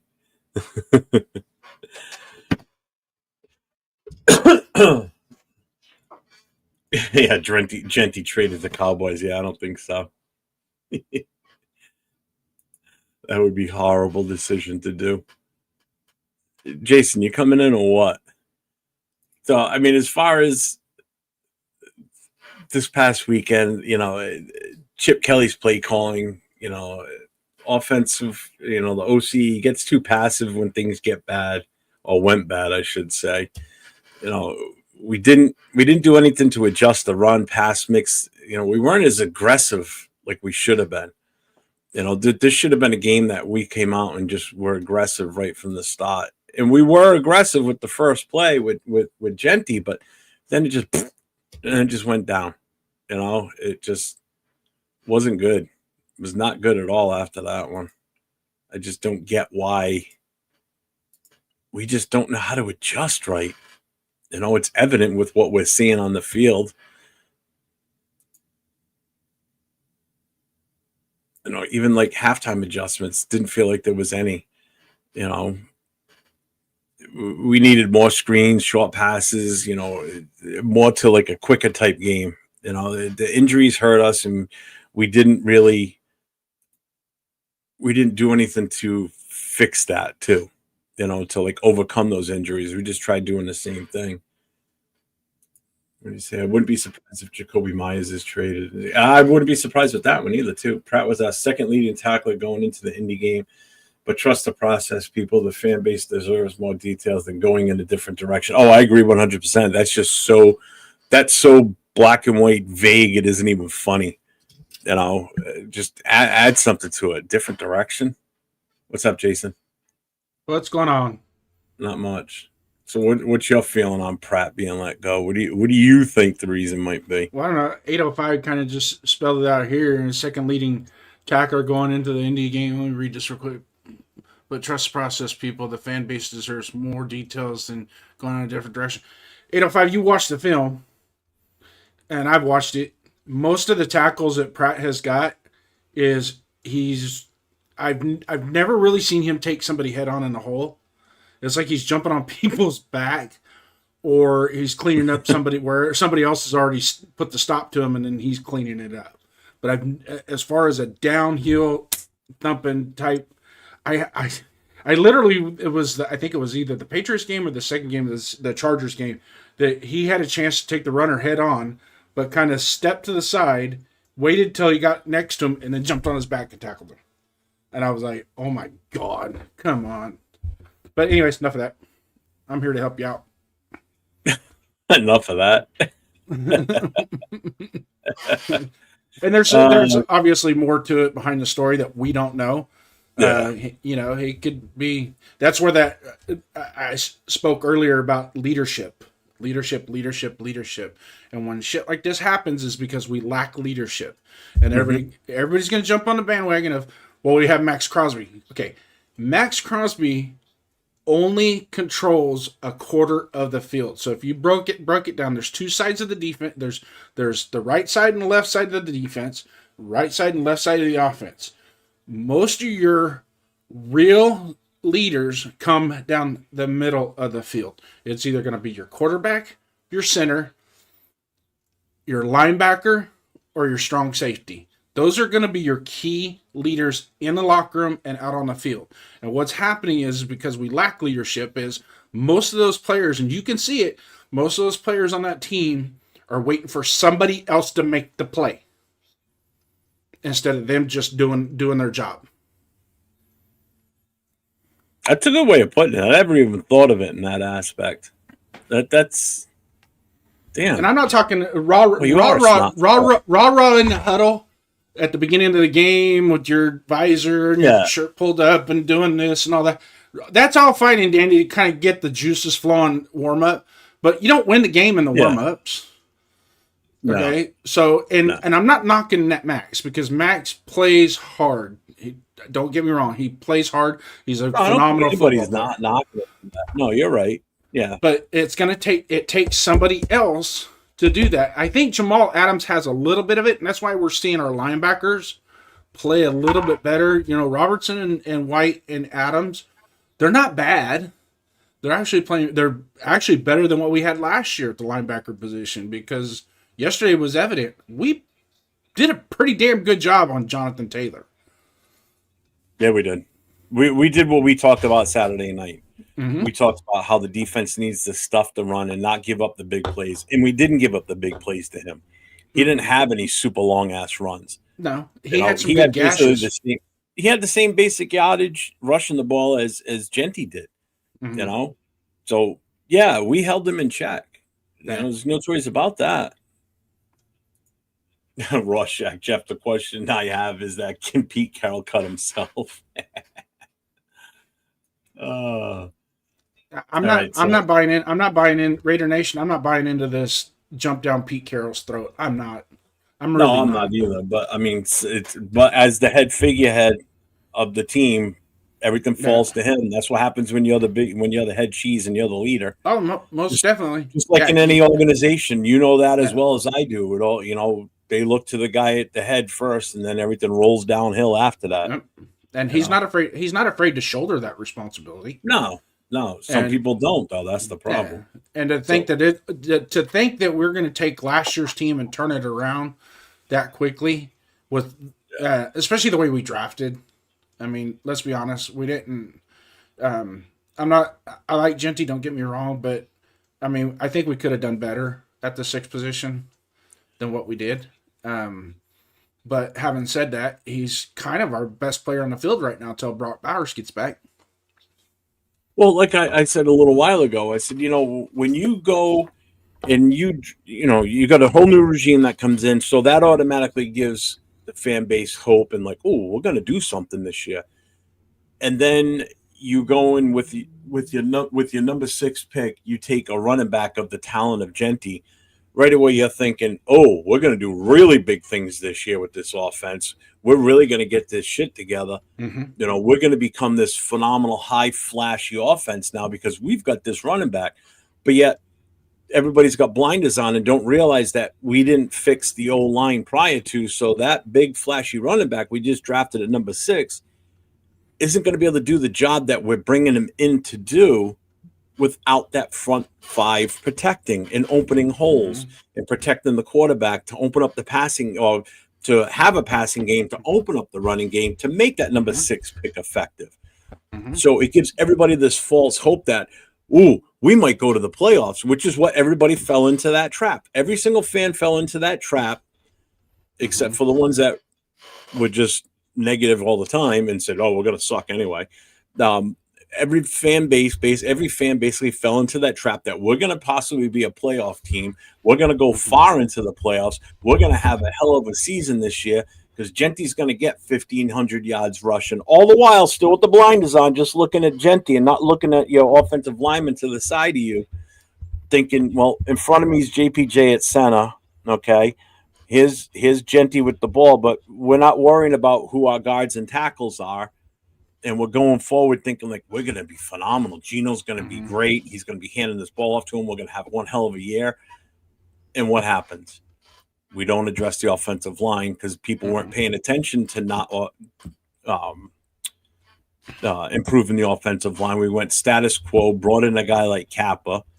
We drafted 2 rookies in the 3rd round that technically still aren't ready. But I'm sorry, 3rd round pick should be starting.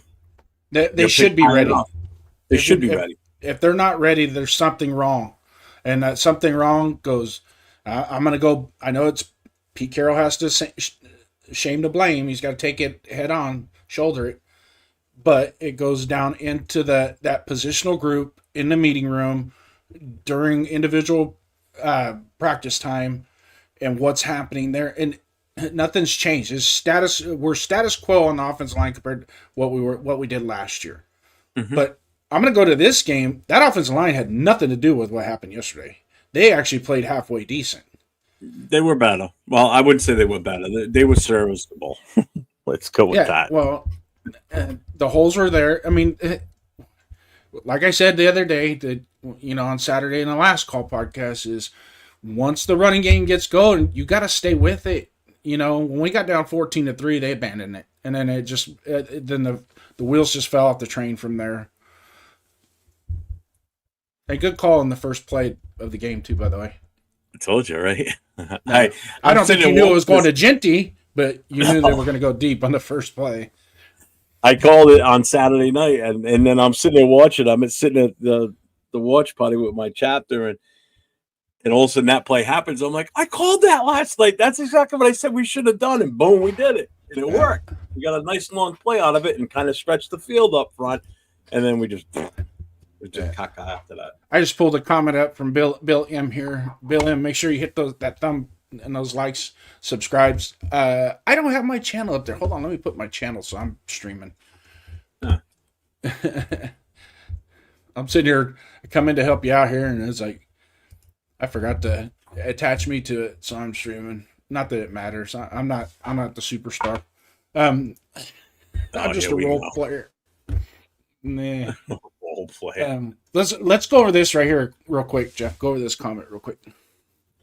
So tell me if you agree with this comment. You can't take a running back in the first round and really hope to improve your team. Absolutely agree with it. When do you take a running back with the 6th pick? After you've already got an established front line. Thank you. Which that's what I was saying when we first started talking about the draft, and everybody started talking about take Genty. I'm like, our offensive line's not ready for this. And I would always go back to, let's go back to New York Giants and Saquon Barkley. They drafted Saquon Barkley. They weren't ready for a guy of that talent. He wasted years. And that's the problem. The teams draft these running backs too early when their team's not set up for them. Right. They waste those years. Running backs have a very short lifetime in this league. And if you waste those early years while you're still trying to develop and build your team, you're taking away the prime of this guy's talent life. Okay. Right. You're making him you're relegating him to, by the time your offensive line is ready, he's fallen into the second string running back, or he's a 3rd down option type guy. You're taking him out of that starting running back line because he just doesn't have the gas left in the tank. And look what happened to Saquon. He had good seasons while he was there for sure. But when did he really fully excel? When he went to the Eagles, and the Eagles had the offensive line ready. That was their missing piece. Their missing piece to their puzzle last year was a running game. And they spent the money on Saquon Barkley. He came in, rushed for over 2,000 yards, and they win a Super Bowl. This offensive line can't handle a running back of Genty's talent or even Saquon's talent. No running back could run behind this line adequately like Saquon. Like Saquon couldn't come here and save this team. I'm sorry. There's no saving this running game, no matter who's back there, until you fix those front 5. Or you get those assemblance of those 5 in the right spots. Obviously we all know JPJ is not the problem. He's been the improvement since he's been put back out there on a regular basis. Colt Miller going down hurt. So now we have to stick with Forsythe. Glaze is not having his best year. He's getting whooped sophomore left slump. and right. He's having a sophomore slump. He's in a sophomore slump big time. Parham. He's going to get beat probably about 75 to 85% of the time. He's going to get pushed around. Meredith, new position for him. I think he's doing okay. I'm not saying that he sucks, but there's some basic shit, and this is the problem. He's a starting center, and we're still going over basic stuff like where's the play clock? Come on. Mm-hmm. Every offensive lineman should know where the hell the play clock is, no matter what position you're playing. But the center definitely needs to know where the hell that play clock is. Yeah. You know? that's huge. You're going to snap the ball. You probably need to know when you're going to snap the damn ball, right? Yeah. Nah. And you got your quarterback telling you where the play clock is. Yeah. So, what's up, Sam the man? What's going on, man? What's up, Jason Marshall? Man, we got a lot of new people in here today. Donuts Duncan's here.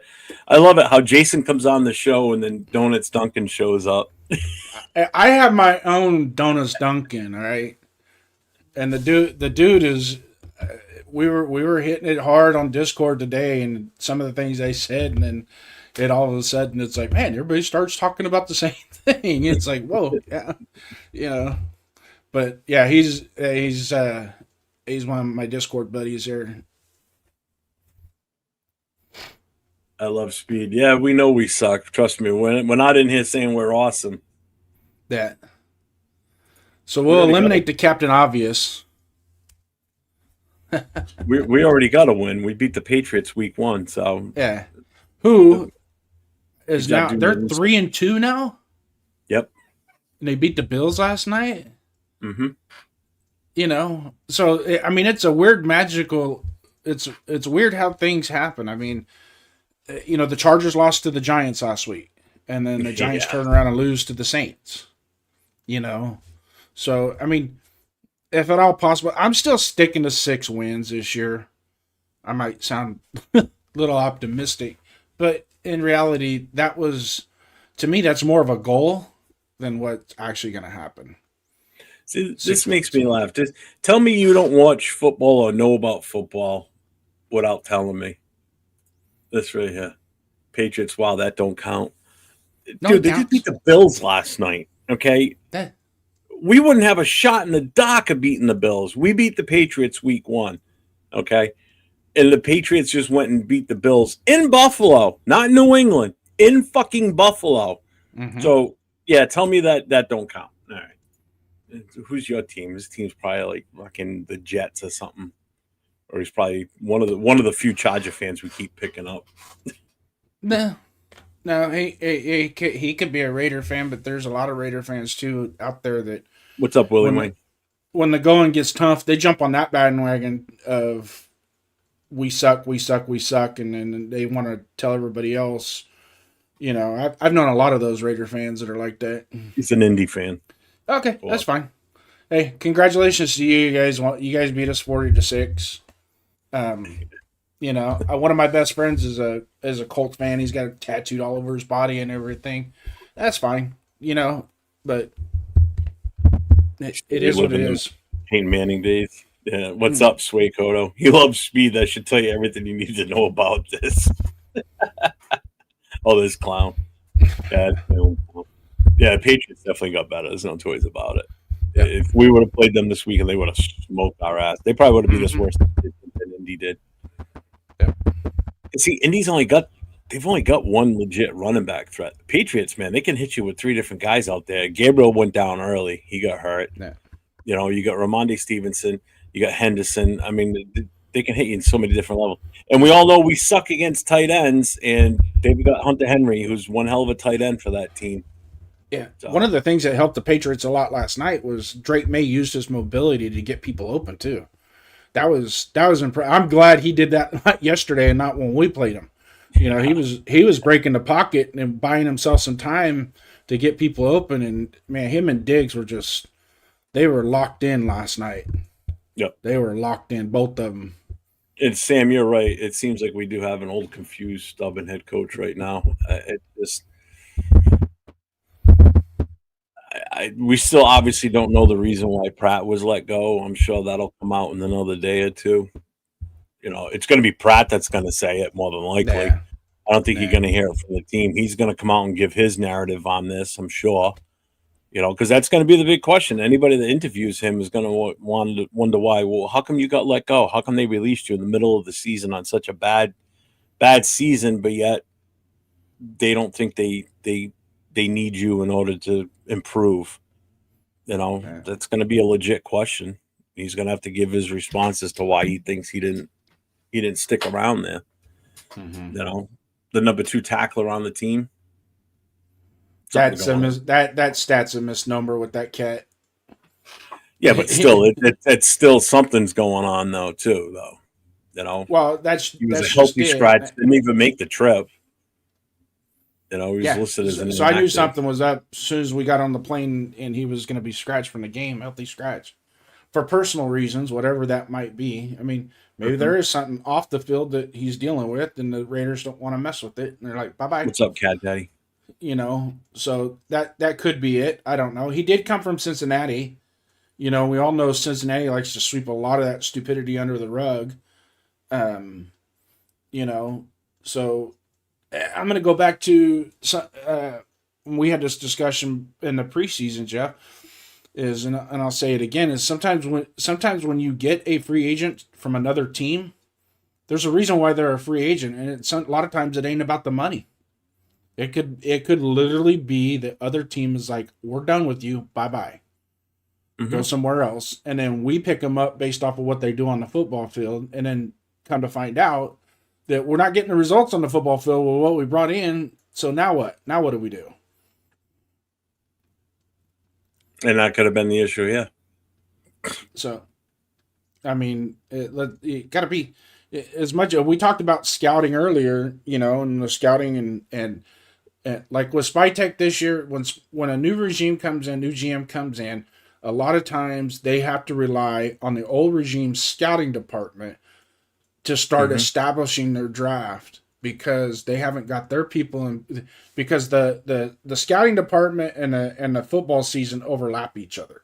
It's kind of like, so the scouting season isn't over until the draft. So all of our scouting reports that Spytech use, because I guarantee you they didn't let him take any of his from Tampa Bay. He probably had to do everything off of memory. So they're not going to let him take any of the books out of the building, on their scouting report. So when he gets to Las Vegas, he's got to do a lot of his thinking, the scouting thinking off of what he remembers.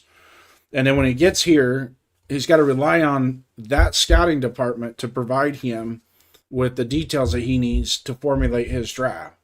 And when I said that Spytech, really, in all honesty, the only outsourcing scouting that he did in the offseason was he did it with Genty, and then he had 3 quarterbacks that he went out. And then obviously you bring a bunch of people in, because you're allowed to bring so many people in to interview them and work them out. But as far as actually getting on a plane, going to their college campus, meeting with them during their pro day, pulling them to the side, doing all that legwork, which is more important than really what they do when they bring them into the building. You want to see them in their environment, not so much your environment, and see how they're going to fit with your program. No, Pratt wasn't hurt. He was a healthy scratch. And then the guy that we got, I think his name is Brian Hunt, that we got from Philadelphia.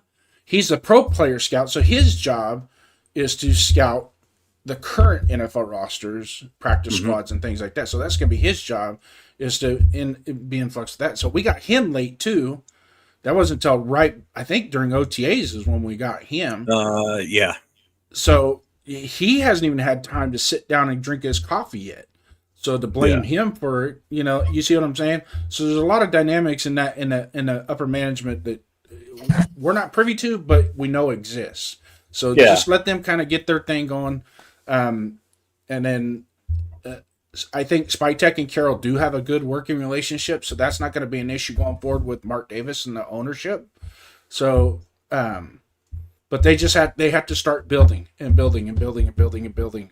And then, in essence, the roster that we have, the roster we have is inherently exactly the same as it was last year.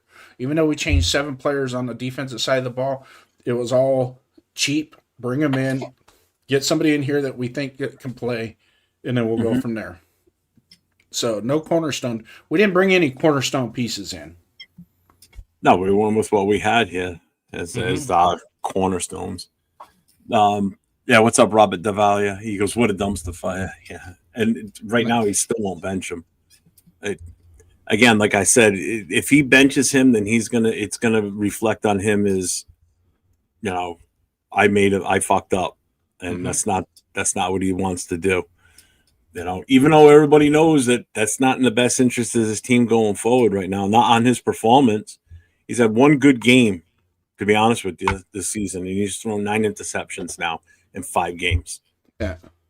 What's he on pace for interceptions? He's still going to be on a 30 pace. At least 33 to 36 interceptions at this rate. At least. That's insane. Even if that'll be the cuts most it down to ever in 1 or one 2 season. a game. So we got how many games we got left? We got 12 more games left.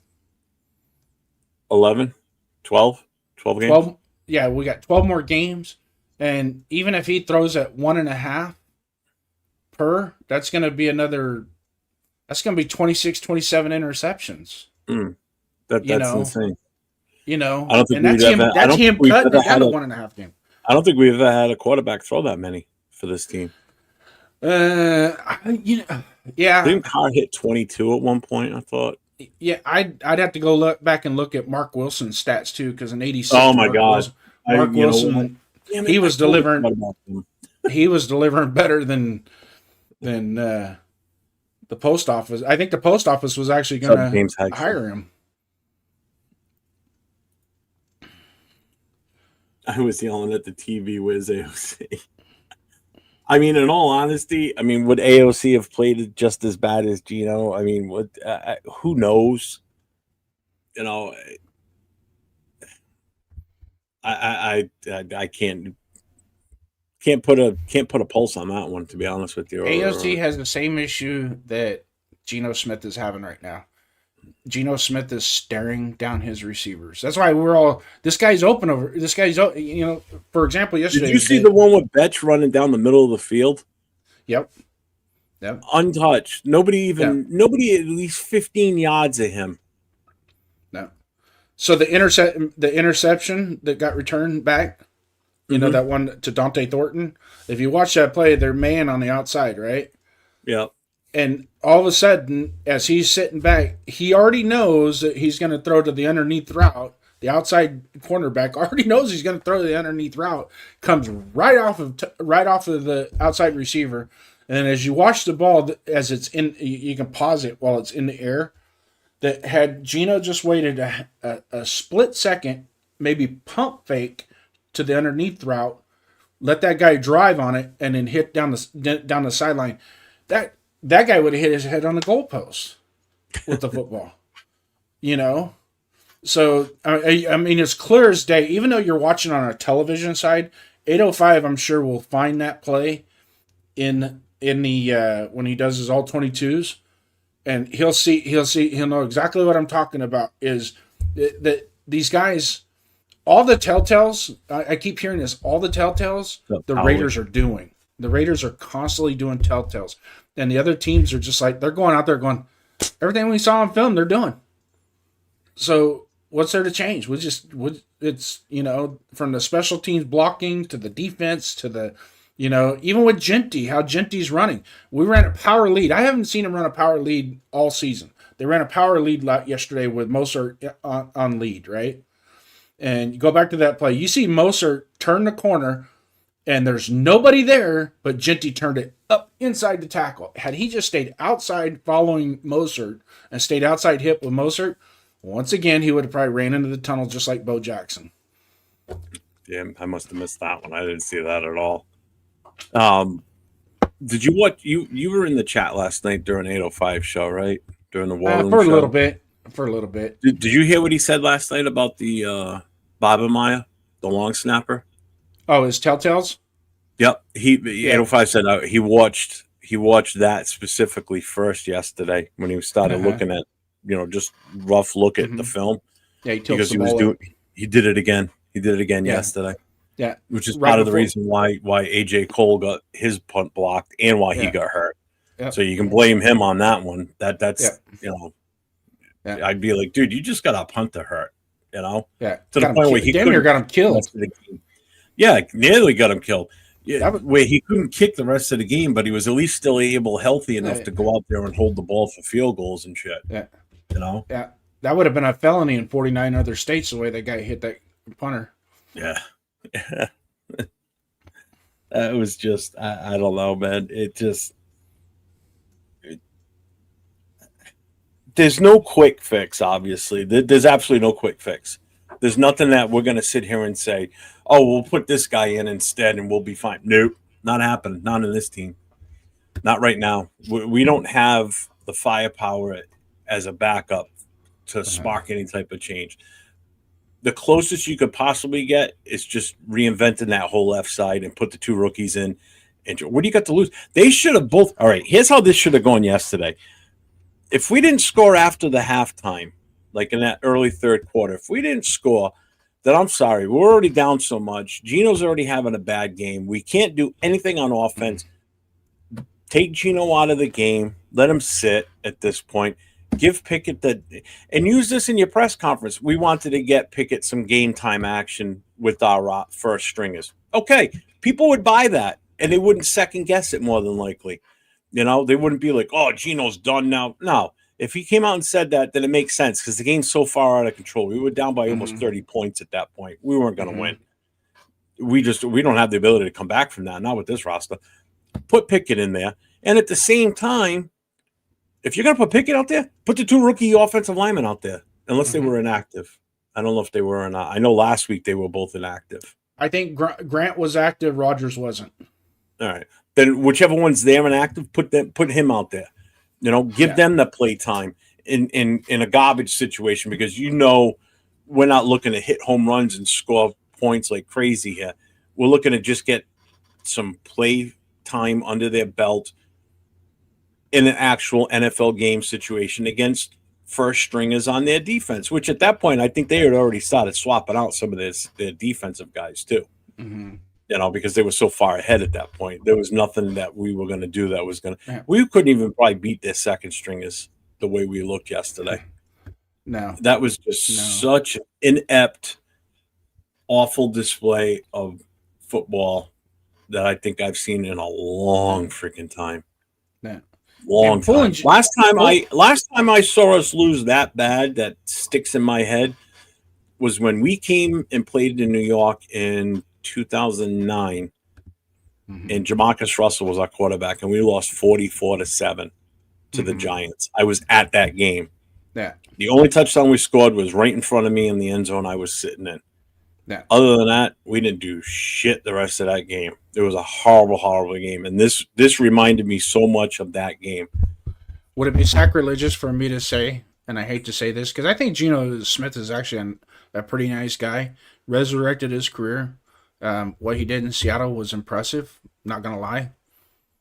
But what we're seeing right now, really, and honestly, and I'm going to say it, and I don't know if anybody else has said this in Raider Nation, this really is Jamarcus Russell 2.0.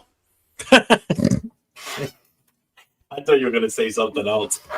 Just a slimmer version. And he's a better football player than Jamarcus Russell, don't get me wrong. But what he's putting out on the field is identical to what Jamarcus was doing. It's almost like it is if, one, the preparation isn't there like it should be. Okay. Yeah.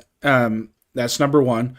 Number two, he's performing with habits that even a high school quarterback would get benched for. Okay. Some of his habits some of the things that he's doing, those are habits. You know, if you get 3 interceptions off the exact same play, then there's something we should be able to run that play again and you not throw an interception. All right. That really comes down to it. And what I'm seeing, and 805 could probably attest to this if he's still in the chat, tell me if I'm wrong, but when they're scouting us Monday morning, Tuesday morning, the other teams are putting their film on, seeing what the Raiders are doing, and that secondary coach is going, oh my God, he's staring down his receivers. So they can run a bracket coverage where one guy's free. All you're going to do is read the quarterback's eyes, and wherever the quarterback's eyes go, you go, because that's where he's going to throw the ball.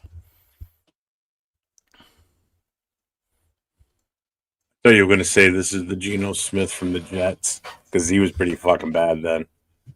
He was not good. Yeah. But a lot of that had to do with the team around him too, though. Yeah, that was just a bad They weren't team. committed to winning shit then. Yeah, I think we got a better team than what the Jets team that he had. I think this team is better. There's more talent on and don't get me wrong, we got a bad roster, but there is some talent. There's some firepower on this team where we can compete, and we should be able to compete. Yeah, but the problem is we can't get the protection up front to witness that firepower. That's the problem. Yeah. You know, we can't get out. Our offensive line can't get out of their own damn way. I look at that one play that we had yesterday. Betch is coming across the line, and he hands the ball off to Genty, and because Betch kind of got bumped a little bit, it threw him off his route that he was running or the blocking path he was going, and they collided into each other. Yeah. You know, it's broken plays like that fuck us up too. It's the dumb shit. That's the same play that Mayer a couple of games ago, where he's coming across the formation post snap. He's coming across the backside of the line. He's basically trapping as a tight end. It's like a long trap. I don't know what they call it now because they've changed the lingo a lot, but it's kind of basically a long trap from the tight end position, from the strong side to the weak side, and he's going to catch the outside so Genty can turn up, and it frees up your tackle to crunch down. You know, it's where he can smash down with the guard. But yeah, when you're getting hit, when you're running into the back of your own players, this ain't the first time the Genty's had to deal with this. No. So I mean, really, in all honesty, is best. How are they teaching that play? You know what I mean? How are they actually executing it? You know, well, watch both of those plays again. It's not necessarily on Betch or on Michael Mayer that day on those games. It's the offensive line getting pushed back right away. Mm-hmm. So they're getting pushed back, which is causing Betch and Big Mike to have to shift their movement, and it's just causing them to bump into Genty when Genty should be getting that ball and making that turn and not getting touched at all or touching anybody because the line should be holding their position. But they're getting pushed back so much on such a consistent basis that play, let's put it this way, that play doesn't work. That's twice now that the same goddamn thing happened. Take that out of the repertoire for now until we got the offensive line set where we know that they can hold back whoever's in. Unless we're playing against a high school team, take that play out. Don't run it because you're giving up negative yardage every time you do that play. It's not working, you know? Yeah. But there was also a play that Genty hit the B gap. Parham got his guy 2 yards downfield. He drove him 2 yards downfield, had a nice wide base, nice stance, got into his chest plate, drove him 2 yards downfield, right? So Genty gained 3 yards on that play, right? But he should have gained more because when he hit the hole, up Unreal Gaming. And when he hit the hole, he needs to be decisive if he's going to go out the left butt cheek or the right butt cheek of that guard. And he hesitated and he stayed center of that guard. And so basically the defender was able to make him decide and push out the way, and boom, he made the tackle. It was a 3-yard gain, but had he hit it the right way, there was no linebacker there. That linebacker had already shot the gap on the other side. There was no line because they were guessing on a run blitz, and had he set that, made a step in and then went out, he could have got that defensive player to go in like this, which gives Parham the advantage to continue the drive this way, and then he's on the outside and he's running and he's hitting his head on the goalpost. What's up, Money Chuck? Because Jeff and Jason yesterday was a Charlie Brown type of sadness.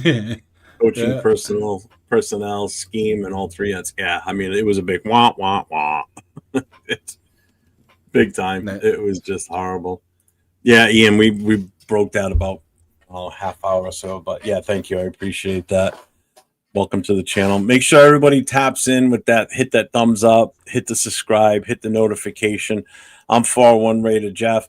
Gentleman next to me is Jason, Raiders First Downs. Make sure you get over to his channel. His channel's up and running. He's streaming right now too. And my original co-host today was Chris for Raiders, but he had to leave. He had a dentist appointment today, so Jason popped in. I'm just a pinch the three hitter. of us do our Saturday. Yeah, he's a filler. The three of us do a show together on Saturday nights called the Last Call Podcast. Myself, Cool, Chris, Kev, what's up, buddy? So Jason was nice enough to jump in and give his 2 cents into all the bullshit that we saw yesterday. Well, I'm trying to keep your sanity. So by me coming in and helping you out a little bit, that way, because I've seen you throw your hat. I don't want you to throw the laptop and the microphone because we still need that. Now, does it make even more sense now that I threw my hat for the Genty pick? I'm on the fence with the Genty pick. To be quite honest with you, yeah, not the guy. It's not the guy. It's the position where we got him at the value. Correct. If he would have been drafted by not any other team. Let's put it this way: who's after us? I'm trying to think of who else was involved in the earlier picks.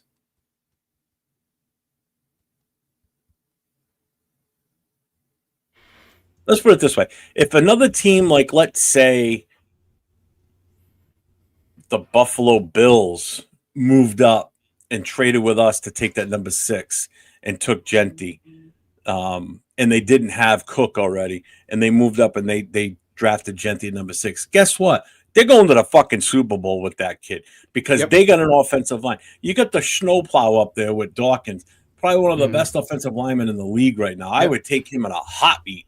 Anybody watched that game last night? That dude is huge, and man, he can move, and he's a powerhouse. Yep. Those are the type of guys we need on this team. Yep. And those are the type of guys we don't have on this team.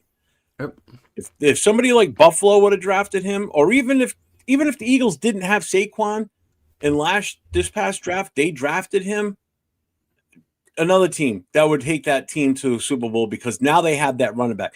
Those are teams that were ready for a player like Genty. I don't have a problem with Genty as a player and as his ability. I think the kid is absolutely amazing.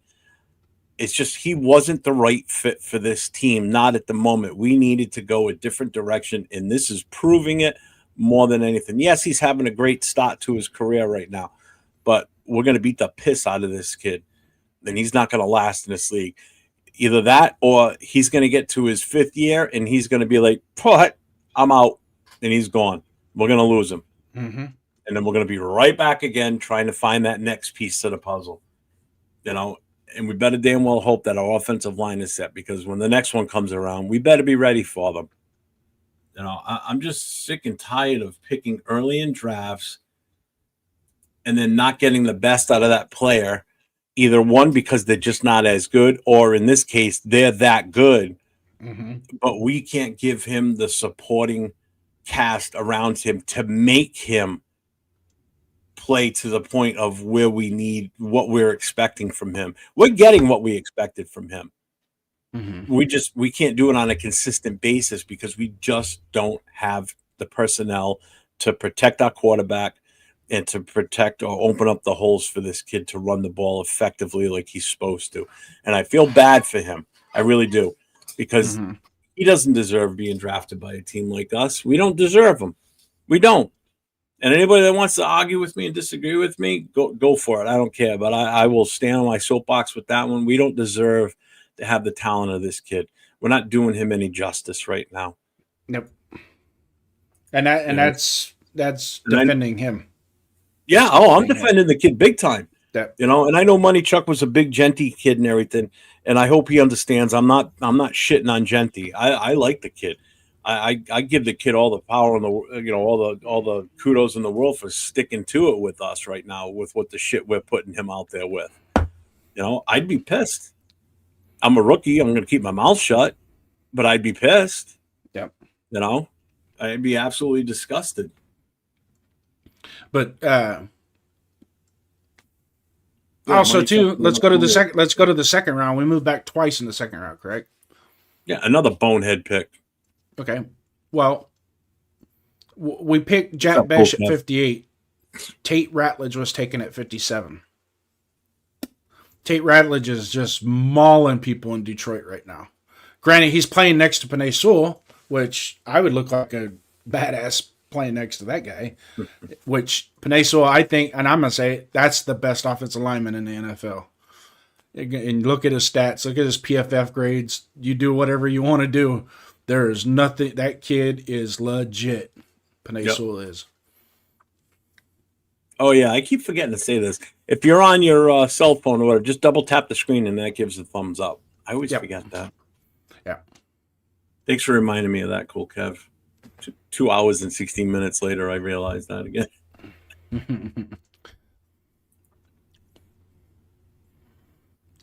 No, I mean, Genty, I'm not saying Genty. See, Money Chuck agree with me. I'm not saying Genty was a bad pick. You know, he was a good pick, but not for us. We're wasting this kid. We really are, because it ain't going to be fixed this year. It could possibly get fixed next year. You never know. We're not psychics, so we have no clue. So it could get fixed next year. It could be year 3 of this kid's time in the NFL before we finally get the front line fixed to the point where we can get what we expected out of him. But the only thing is, he's already 2 years into this now. You know, he's already taken this series of abuse for 2 years of trying to, make this kid run with an inept offensive line and getting beat up by linebackers and defensive tackles and edge rushes crushing in on him. That shit takes a toll. You don't realize a running back, man, you get such a short lifetime, man, and the beatings you take. It's one of the shortest lifespans in the in NFL is a running back. Tight ends, they can last, 10, 12 years sometimes. Offensive linemen, I mean, shit, Jason, you've seen some of these guys last into their late 30s, early 40s. Yeah, playing up there. Tackles can play a long time in the NFL. Guards usually don't. Look at what's his name? We just let him go last year. Jenkins. Oh yeah, defensive tackle. 39 years old. And he was still out there, and he was still serviceable. We still used him on a regular basis last season. 39 years old is the defensive tackle. The guy yesterday we played from the Saints. Yeah, he just didn't he just retire? No, I don't think so. He's like Cam 40. Hayward with Pittsburgh. Yeah. Whitworth from the Rams. He retired. He was like 40 years old, 39 years old after he won the Super Bowl. These guys last a long time, man. Yeah. I mean, really, in all honesty, Miller's still got a good 4 years left in him too, as long as he can nip that injury bug. And the injuries he's getting, that's it's part of the game. It's not like he's breaking down with injuries. He's just catching an injury here and there. Yep. Yeah, and Membu was available. I mean, there's so many different ways we could have gone with that 6th pick. We could have traded back, gained additional picks in the 2nd round. That's what I ultimately wanted to do. Yeah. That's it. I wanted Tate Ratledge. I really wanted at 37 when we had the 37th pick. I was like, we need to take Tate Ratledge there. It's either him or Xavier Watts for the safety from Notre Dame, because those guys they're battle tested. Tate Ratledge. The knock on him was he lacked the ability to pick up the twist stunts. Is what the knock. Well, guess what? That's coach. You can coach that. What you can't coach is what's in his chest, and that's his heart and desire to knock somebody the hell out, and that's what he does. He just is like, okay, I missed my assignment on the first block. Let me go find somebody and knock the hell out of them. I'd much rather have that than you standing around waiting for the running back to get up off the ground to help him up. Because it seems like there for a while, that's all our offensive line was good at. It was helping the running back up off the ground or the quarterback. It's just, I just don't know what's needed to fix this, and to switch quarterbacks. Is that the answer? Maybe, maybe not. Again, I mean, I'm going to be blue in the face. I keep saying this all the time. We needed to start in the trenches, and it all does start in the trenches, believe it or not. Some people go to the grave saying that, and I'm saying that right now still, that we needed to address. That was our glaring weakness. Everybody's like, "Oh no, it was quarterback." No, not necessarily, because you could have had pretty much any type of quarterback back there. If you can give him protection, he'll be serviceable. We can't protect worth the shit right now. It's that bad on the offensive line, and some people just don't see the big picture and realize that it is that bad. It's horrible. I can't remember an offensive line that's been as bad as this. Do you?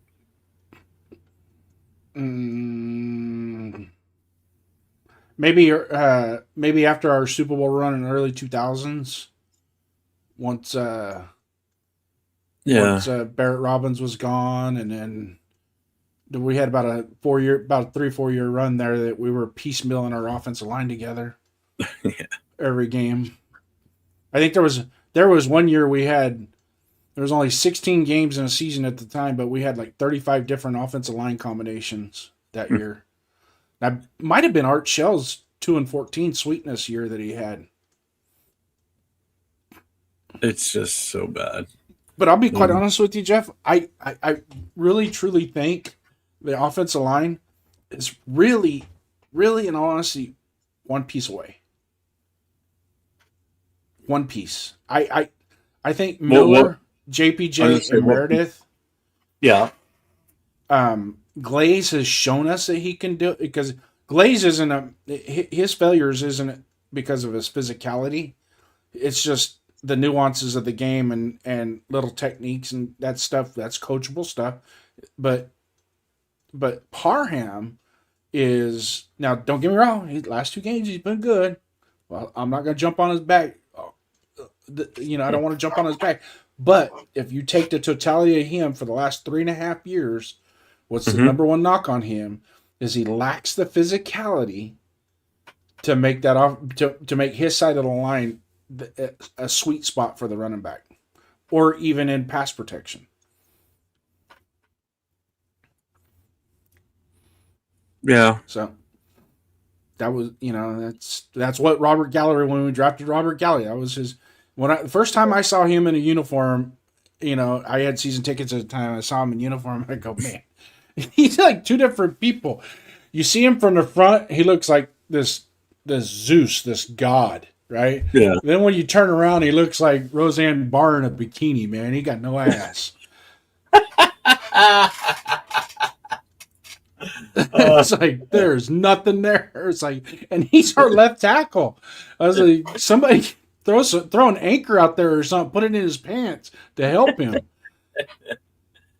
Good night. He was so gross, though. He was just such a nasty looking dude. He was just disgusting. Yeah. So Money Chuck says, go ahead. Yeah. He said, with the 6th pick, we took best player available. Always a good idea to do so and address the need. We had Becton and Jenkins a free agent and didn't use our second on an O-line. Picking Genty was good, but not doing the rest. Exactly. Thank you. If we would have taken him and then the game plan was to go offensive line, I would have been happy. We didn't go offensive line until the 4th round, right? 3rd round for them too? 3rd round. We took 98, 99 pick where Rodgers and one comes from a small school and the other one comes from obviously from a bigger school, but they weren't high on anybody's list either. I knew of Caleb Rogers. I didn't know of Grant, but it just seems like were those the right moves at that point when we could have done something so different instead of taking Betch at number 2? Yep. There was still, like you just said, there was still guys out there. Rutledge, one of them, or Rutledge, or whatever. Rutledge. But we just didn't address it the way we should have, knowing that we've already got this talent of this running back that we drafted in the 1st round. Knowing what we already have for an offensive line and how it was already Swiss cheese between Parham and Meredith and Mumford and everybody else that we had. And we did nothing to solidify that. We went status quo, added a guy named Kappa who's coming off his worst, the worst career year he could have ever had. Statistically, the worst right guard in NFL last year. and we brought him in, and we thought that he was going to be able to be a positive. And then we bring in another bum from Seattle in Forsyth and think, all right, well, if we've got a backup now for Miller while we're waiting for Grant to get ready, those aren't the type of pieces those are the type of pieces you bring in when you have depth and you've got a solidified offensive line, and you're just bringing guys in that you think could be serviceable here and there. Those aren't the type of guys you bring in when you're still trying to put out a legit offensive line for your prize rookie possession that you just drafted in the first round at number 6 overall, expecting to do great things with him when you know you're not putting something out in front of him that's going to allow him to do that. Yeah. And that's where we drop. One of my pet peeves when drafting offensive linemen is where they're coming from. What college are they coming from will tell you a lot about who they are when they're going to be in the trenches. And I mean, just watch Monday Night Football and how they have they had the player introductions, or they bring the player up. He goes, "I'm Joe Smith, University of Utah." Watch the offensive line and the type of schools that they come from, and I'm just going to name a few here. I'm not even going to give you names, but I'm going to name some schools and these are the top 10 offensive linemen in the 2026 draft. Okay, these are top. I'm just going to name schools. I'm not going to name players, but these are the top 10, and 2 of these I've already watched. I've watched them play live. Not film study, but watch them live. And they are all that in a bag of chips. So they're going to be top 25 picks in the draft. And these are things that I hate to. We're in week 5, week 6, and I'm talking about the draft. But you know what? You ain't giving us nothing else, Raiders, to talk about. So what the fuck? No, we're just talking about bullshit, bad stuff, and nothing. Yeah. So let me just give you some schools, and these are top 12, and I'm going to go from 12 on up. Just the schools: Auburn, Penn State, Florida, Texas, Utah, Auburn, Oregon, Florida, Iowa, Utah, Alabama, Miami. That's from 12 to 1 on the rankings of the potential draftees next year. So did you hear some of that stuff that I laid out? How many times? We got Auburn twice, Florida twice. Yep. We got Utah twice. And the top guy in Utah, he's a bad mofo. There is no ifs, ands, or buts about it. And he's fast, quick, nimble, and strong as an ox. Now these are what, left tackle? No, these are just linemen. Just linemen. Okay. I'm just naming the school. These are just the top 12 linemen. They could be tackles, they could be guards. I'm just naming the schools because I want people to kind of get the idea of where I come from when you're starting to draft. Another school, there's 2 other schools I'll throw out there that are really good to draft from: Wisconsin and Boston College, because they are fortified with their offensive line coach. These are schools that their offensive line coach has been there longer than the head coaches and any other coach. They're just consistent. And that tells you something right there. A head coach comes in and doesn't get rid of their offensive line coach.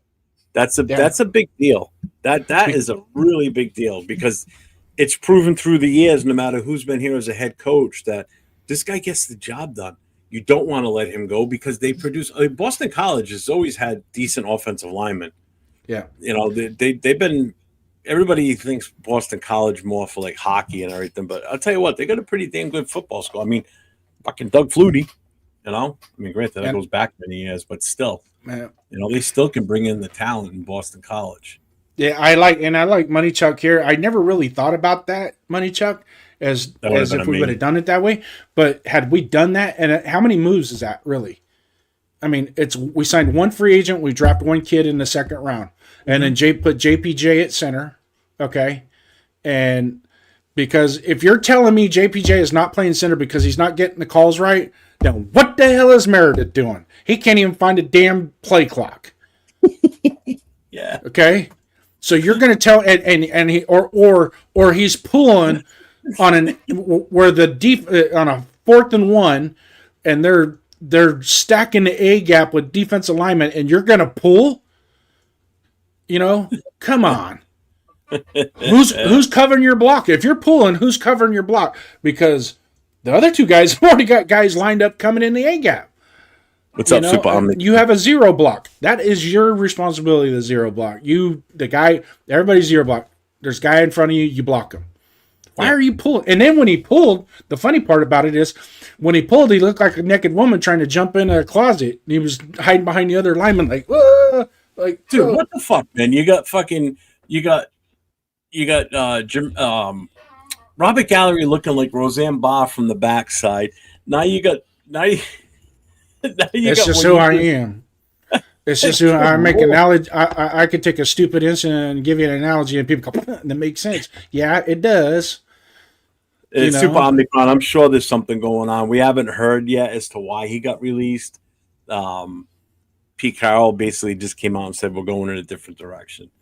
To me, that doesn't answer shit. That's just a way to cover it up. No. What's up, Colts House? Welcome to the show.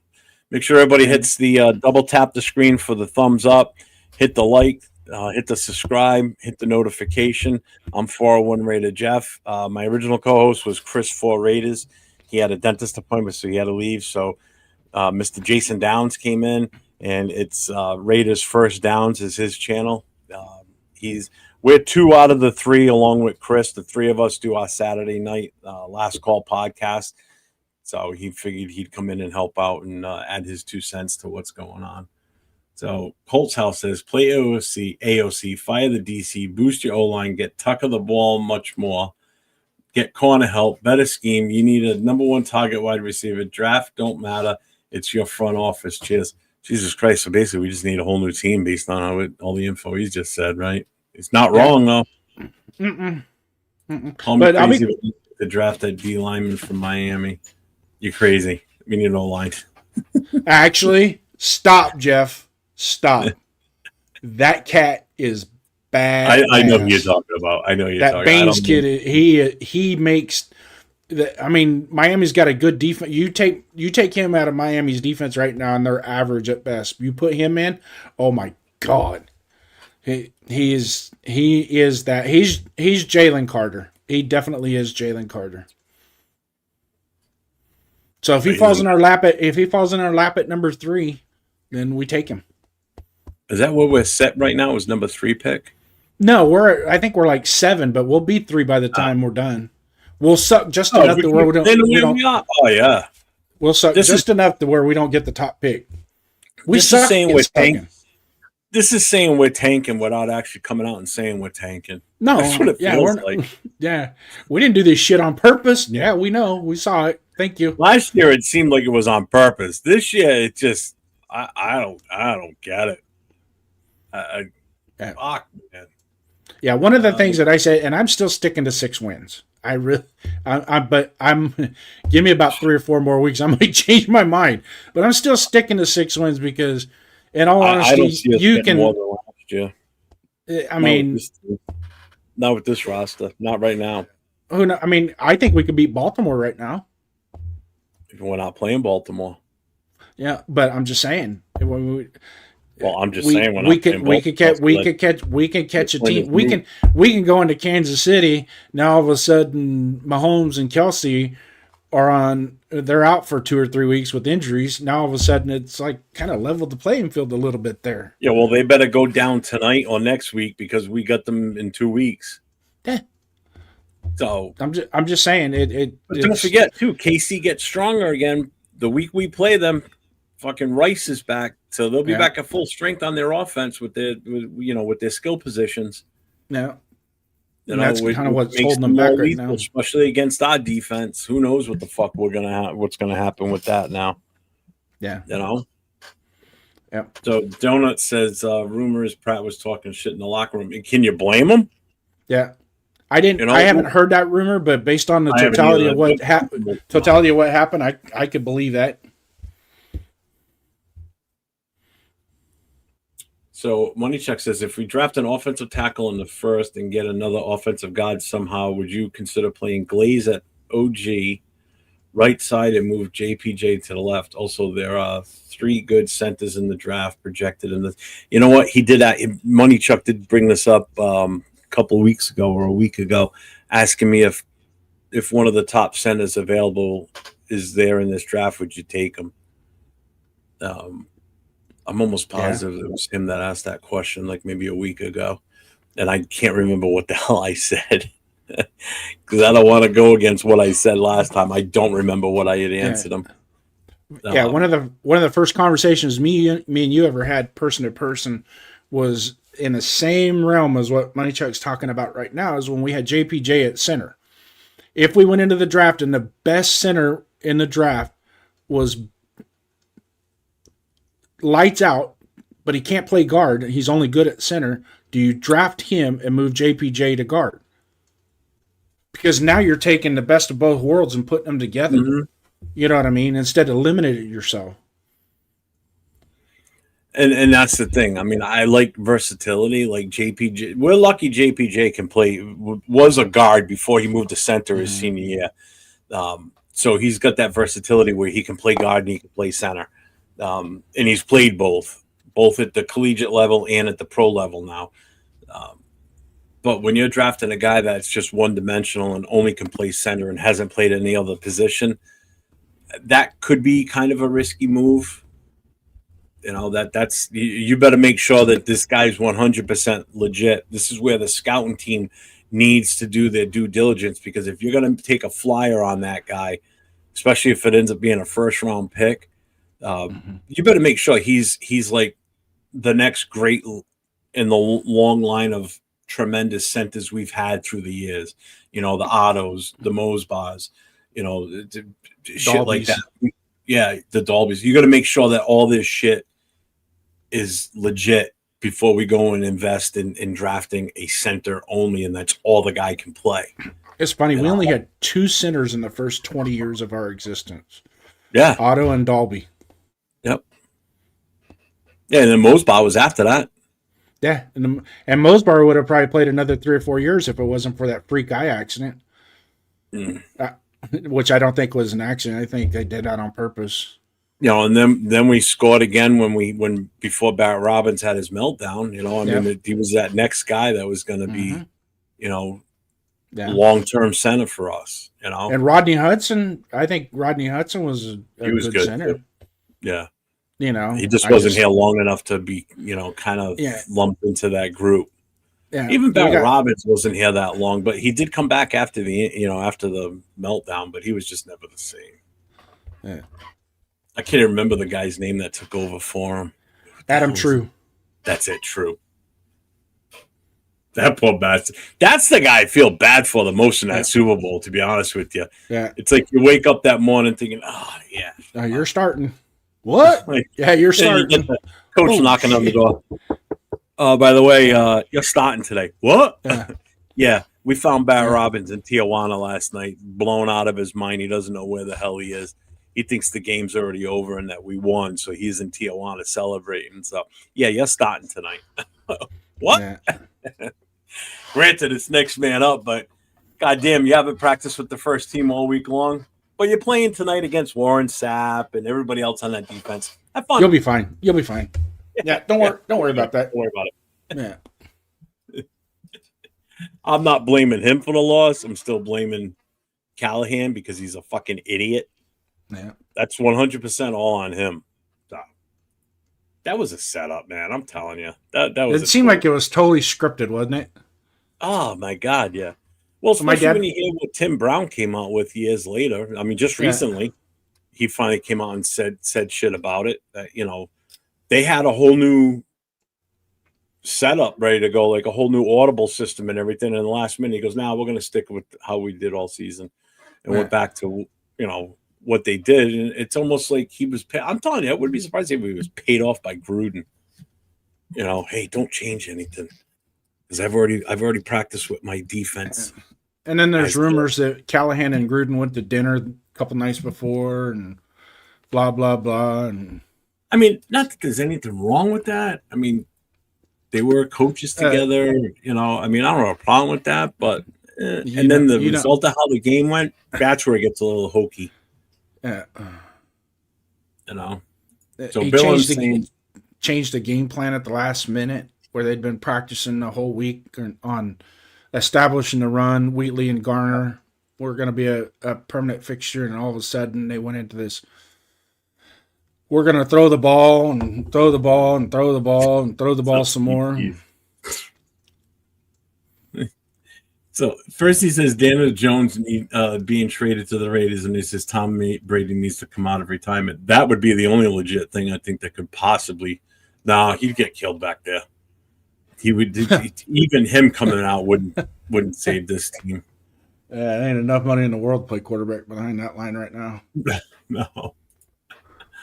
I've never been a trade down guy. However, with the amount of quality O-line players in this draft, I'd consider it. I do like the QB Fernando Mendoza and that kid from Oregon. Where's Mendoza from? He's at Indiana. Indiana. Yeah, he's lighting it up right now.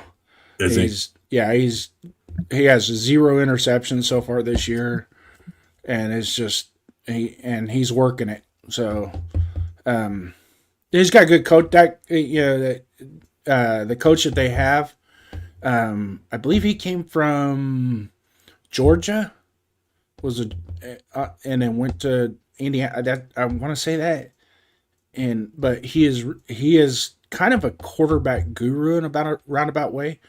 The quarterback he had last year, he made him, damn near made him an All-American had he not got hurt.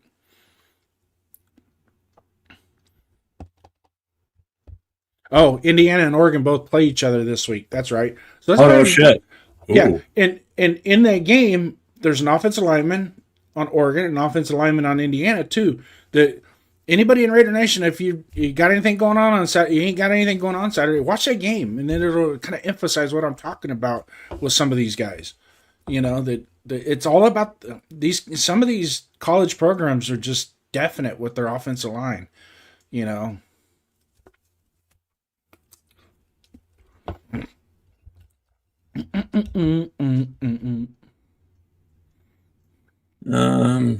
me see. Where are we at here? What are we at? 2 hours and 40 minutes? 2 hours and 42 minutes. If you don't mind, real quick, Jeff. Money Chuck, you've been spot on today, brother. Thanks for coming in. Yeah. Stephen Keys, thanks for everything. Donuts Duncan, I want to give you a lot of praise, but I'll probably catch a lot of shit because I'm playing favoritism with you, but I don't care.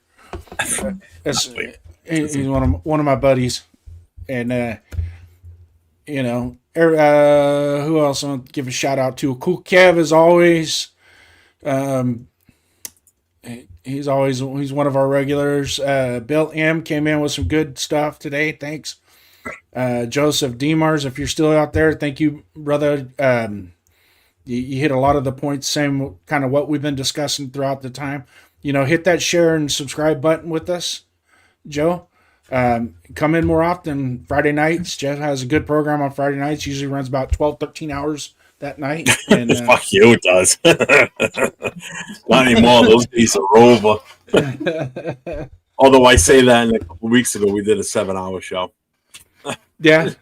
I was on the 9-hour show, and that was the next day was rough, man. It felt like I'd been up all night drinking, and I haven't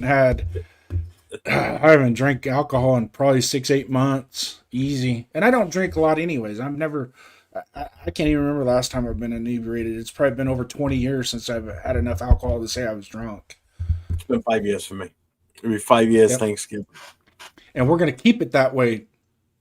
If I have to drive to Rhode Island, my it's tough, man. It's tough with the way this team is, man. It's like, good God. Yeah, but you know what? Dunkin' Donuts will never let you down. No. Donuts Dunkin' will never let you down. So either way you put it, well, I said it last night on 805 show. I said, man, they're really testing my sobriety with this. Yeah. The way this team's playing, man. They're just testing my sanity is all it's doing. But my wife was funny yesterday. She got all dressed up, put the eye black on her, and she comes into the Raider room. And I'm sitting there and I look at her and I go, "What are you doing?" She goes, "I'm getting into the game." And I go, "Okay, well, hold on a second." And midway, about 4 minutes into the second quarter, I go, "You still sticking around?" She goes, "Nope." She got up, she shut the door and left. So I put that eye black to good use, I guess. Bill, I'm with the $5 super chat. I appreciate you, brother. He says, First time I've listened to you guys, enjoyed it. I'm a Raider fan and 49er fan, have been for 50 years. Well, you know our pain and misery being Raider fans. Jason and I are the same age, and we've been fans since the mid 70s. So it's been a long haul. We've seen the 3 Super Bowls, but we ain't seen shit since. I still got a question for him though. He said Raider fan and 49er. How does that work exactly when you're a Raider fan and a 49er fan? And it's been like that for 50 years. I kind of have an idea why, but I still don't know how it works. The why is because when Raiders left Oakland in the 80s, a lot of those fans jumped over to the Niners because the Niners were winning. And I get that. And I get that because I have a bunch of friends that we grew up with, that some of my dad's friends, even my uncle, my dad's brother, he was a diehard Raider fan. And then when they went to Oakland, all of a sudden he's got season tickets to the 49ers. And I'm like, how does that work? That's not how this works. I mean, come on. See, it's tough for me to try and put a thought process to that living on the East Coast. So I can't sit here and say, oh, this is probably why. I have no clue.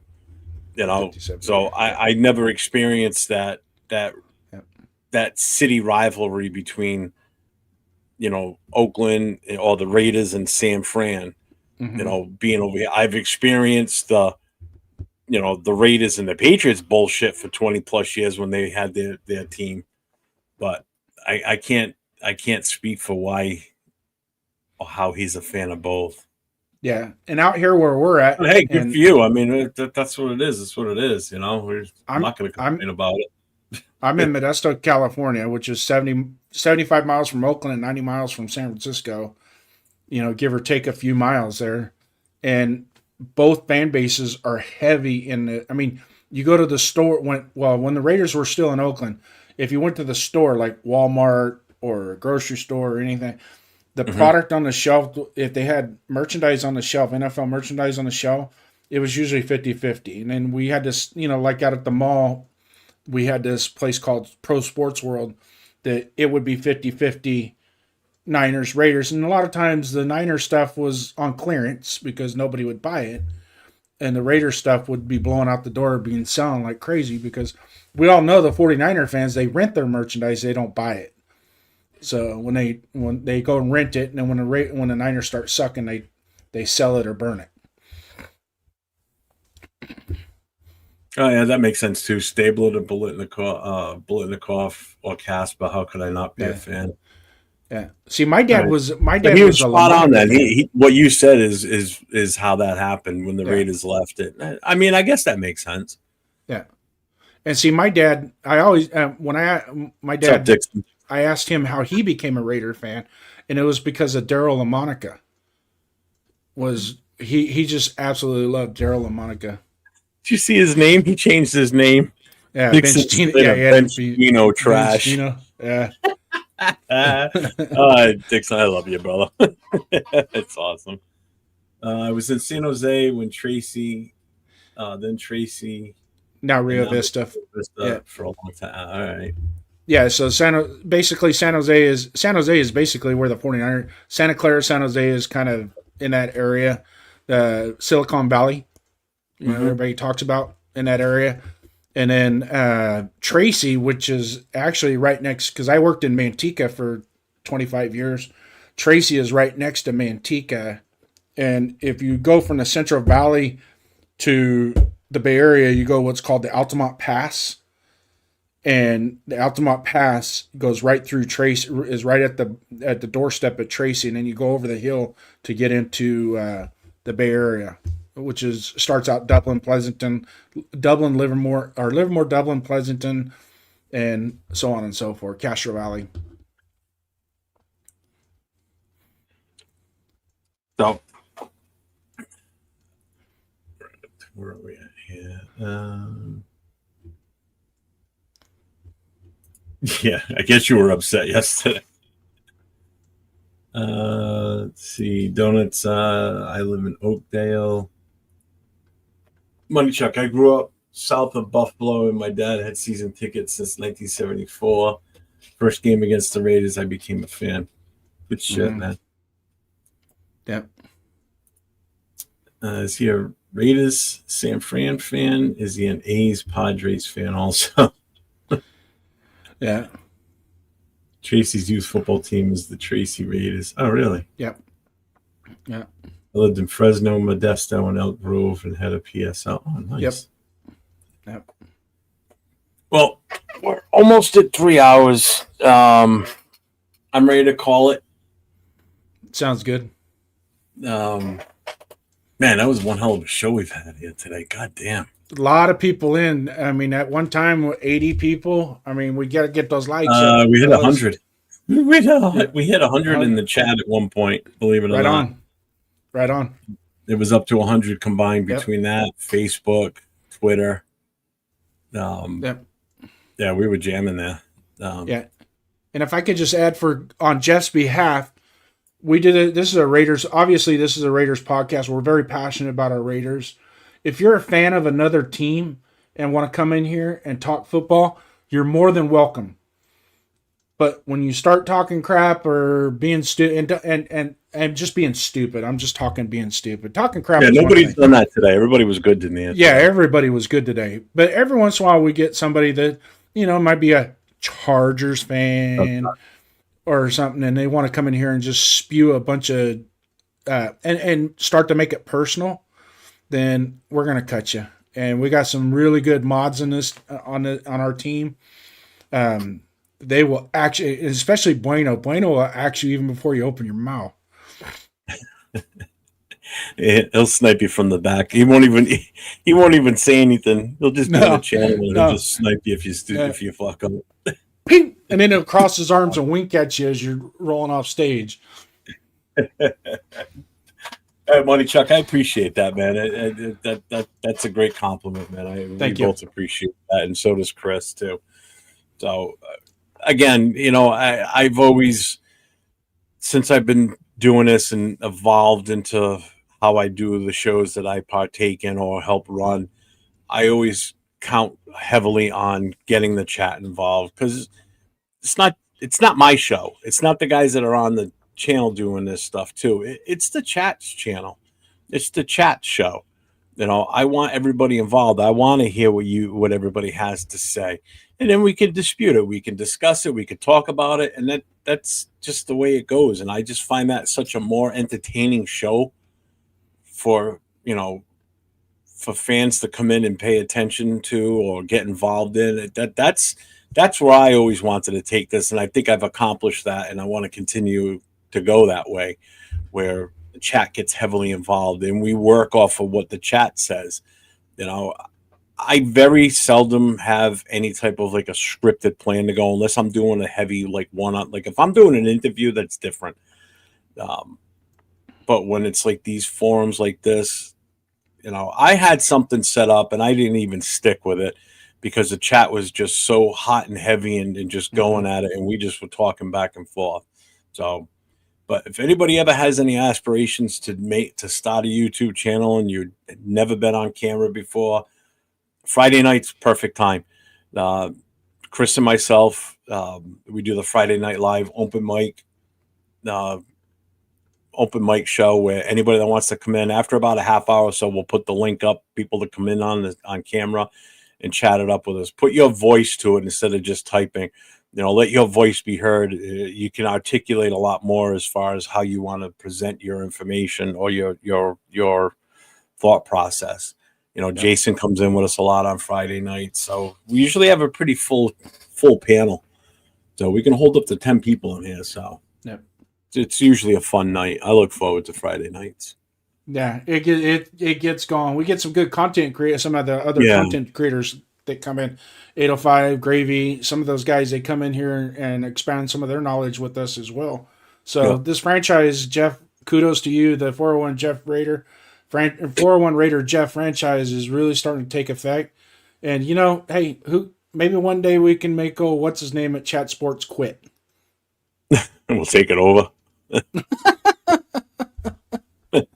Wouldn't that be nice, huh?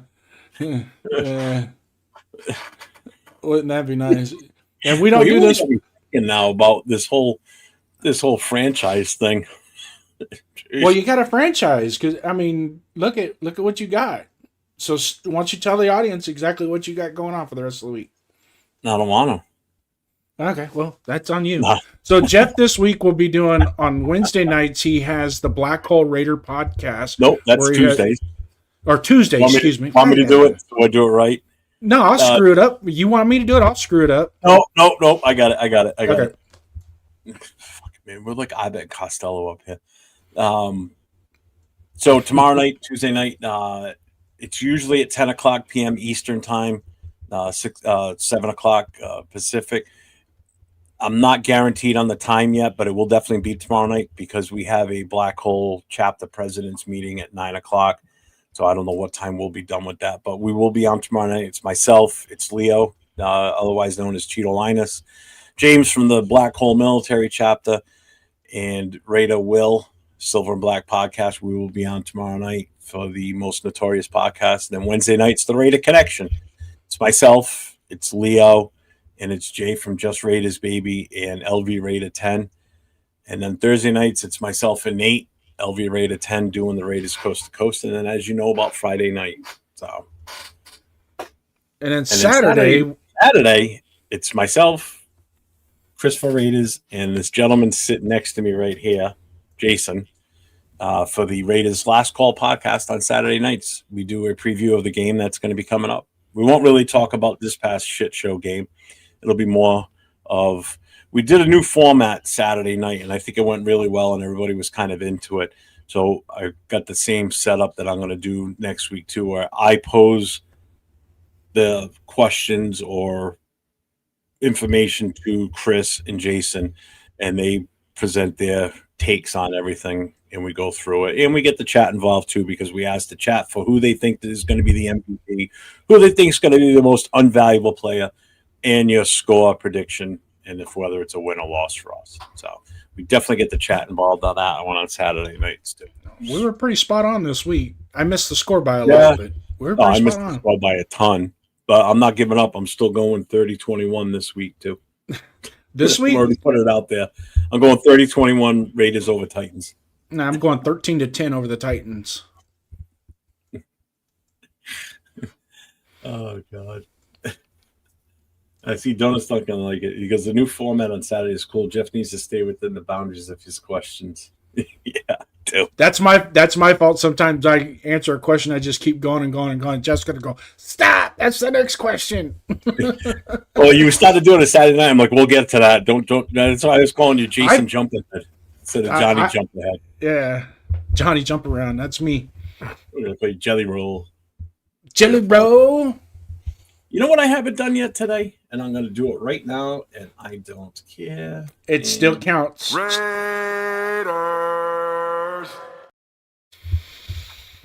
Yep, doing that.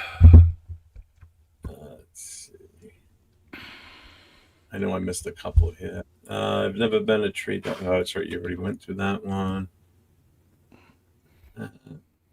Oh, what happened, man? I scrolled way the hell back by accident. My bad. Hang on, guys. Hang on.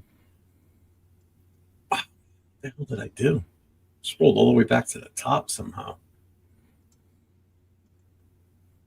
Here we go. It's always a fun show. After this live stream is done, I recommend checking out All Aboard Raiders. Oh, who's that? Rodney All Aboard.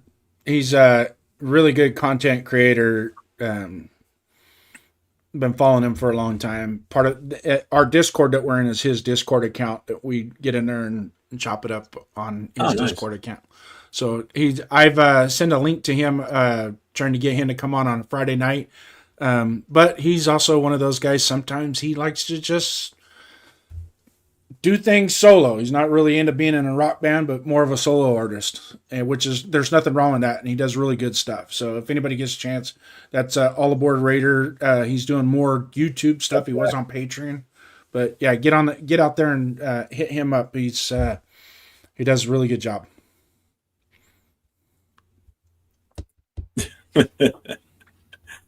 I was in Leo's chat a little while ago, and I just typed in there. I said, time to trade Max for some picks. I said, time to tear it down and just rebuild. Yeah. He says, you missed it when you said trade Max. I responded to trade you for a Dunkin' Donuts coffee. Hey, whatever. I'll take it. If you could take one superstar and maybe get 1.5 superstars out of the draft, why not? Yeah, really. Well, you got anything you want to bring up, or you got anything coming up? No, I will be in the chat. Let's see, coast to coast, maybe Raider Connection, but definitely coast to coast.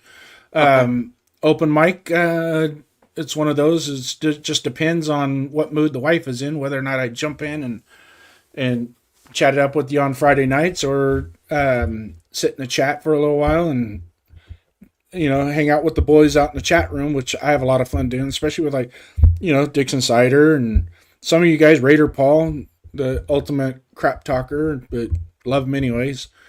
And then Saturday with our Last Call podcast, where we kind of wrap everything up, put a bow on it, and hopefully Santa's good to us on Sunday. Oh yeah, how's your mom doing? She's doing really good. I mean, the prognosis is excellent. So, it's just we got some things we got to do, take care of it, make sure it doesn't become a problem going down the road. She's 75 years old, but she's she's in really good spirits, really good shape, Mm-hmm. So I thank you guys, for everything. But I'll get her through it. One way or another, I'll get her through it. Trade Myers for whatever we can get. Jesus. Why are you cussing at me, Raider Paul? Come on, man. What a dick. Starting to act like Piano Man. Oh, don't bring that name up. I'm going to use it. That's like a cuss word now. Huh? He was douchebagging it this morning big time, man. Good Lord. On what? Oh, there was one of the podcasts this morning. Was it this morning or last night? Was he bringing my name up again? Yeah, he brought my name up, and I had to tell him, keep my name out of your fucking mouth. That's what I said to him yesterday, because he was calling me. He was blatantly just telling everybody that I'm a racist. I'm like, motherfucker, don't be spreading that shit, because I am furthest from that prick. Yeah, he's one of those guys that wakes up in the morning looking to, how could I be offended I just wish today? Everybody that does Raider content that has this little asshole in his channel, just go and just ban him outright from your channel, so we don't have to deal with him, because it's fucking annoying. I finally blocked him, so I don't have to see it anymore. But I can tell if I'm in the chat, I can tell he's in there, because I can tell by people's response that, look, I guess Piano Boy's in here, because based on how these other people in the chat are talking, he's in here. I don't even have to see him to know that he's in the channel. That's the funny part. I know he was talking shit yesterday in 805 show, because I had already blocked him, so I couldn't see him. So it's like, unfortunately, I can't get away from him if I'm a guest on someone else's channel on like this. If it pops up in the chat and I've got him blocked, I will see it no matter what. Nice. It's when I'm an actual viewer of a show, I won't see it. But if I'm like a guest on someone's show and he happens to be in the chat, I can't avoid it, because it shows up on here in the StreamYard. Yeah, his chat's real easy to find for everybody out there that's still there with us. His chats, when he talks, looks like an algebra equation.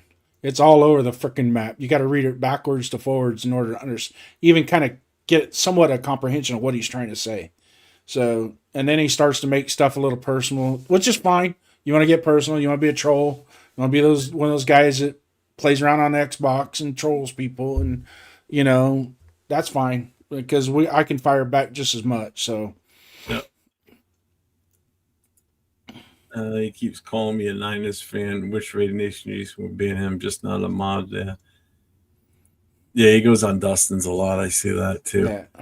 But you know what? You want to call me names or whatever, that's fine. But don't start throwing slanderous stuff out there saying I'm a racist and shit. Because if I was a racist, number one, I would not be doing shows with Chris, Okay, first of all, or Cheeto, or Nate, or Leo, or Nate, or or talking with Rundown, talking with 805, and all these other. Yeah. If I'm a racist, I wouldn't be talking to any of those guys. No. So, yep. Yeah, he's got nothing better to do. That's the problem. And you know how I knew he was in the chat last night? Because I saw Frank Weber post. He goes, "Sorry, I don't talk idiot. I don't talk idiocy." Yeah. So I typed in. I said, "Well, I guess I could tell Piano Man's here." Yep. And he goes, "Yep." I'm like, I knew it. Nah. I fucking knew it. Yeah. You know. And he's like, "Oh, you're talking shit about me on your show." I'm like, I can talk about who I want, what I want on my show. It's my channel. Yeah.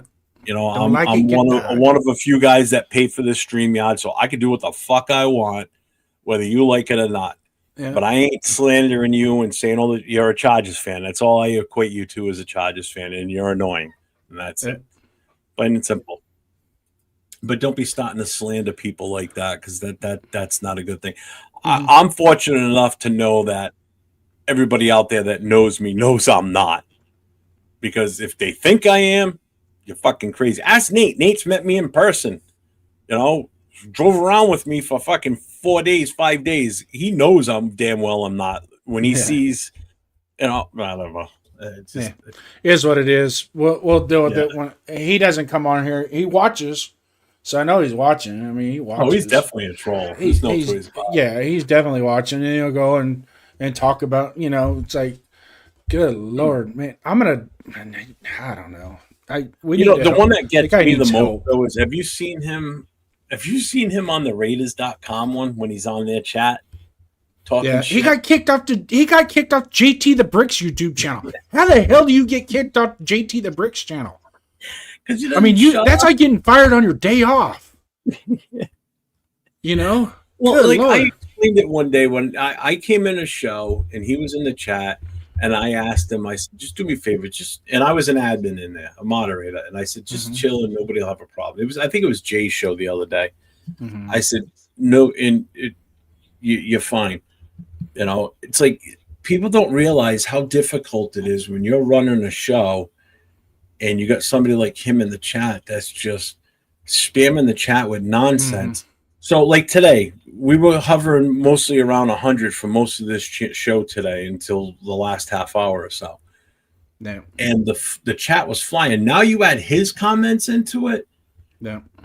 Everything gets missed. Like if Donuts Duncan says something that makes sense, and I go to highlight it, and all of a sudden he pumps in a bunch of shit along with the other 79 or 80 people that are posting in the chat, I totally miss it. Now I got to scroll. Mm-hmm. Now I get even further behind and everything. Yep. It fucks up the flow of the show, and he does. Mm-hmm. He gets it, and that's part of the reason why he does this. Oh yeah. He does it on extremely popular shows. Yep. And if you're not a moderator, but if you're somebody that's running the show, I don't have somebody that just sits here and clicks the chat and brings up chat questions. When I'm here, I do it, or Chris will do it, or Jason will do it sometimes, but it just makes it so difficult to do that when you've got him in there spamming, and he makes absolutely zero sense. Mm-mm. Misspells stuff like crazy. I seriously think that he's got a bunch of shit typed up on a fucking on a like a Word document and just copies and pastes, because he's putting up like 30-word shit in seconds. I'm like, there ain't nobody that typed that goddamn fast. Yeah, I'm sorry.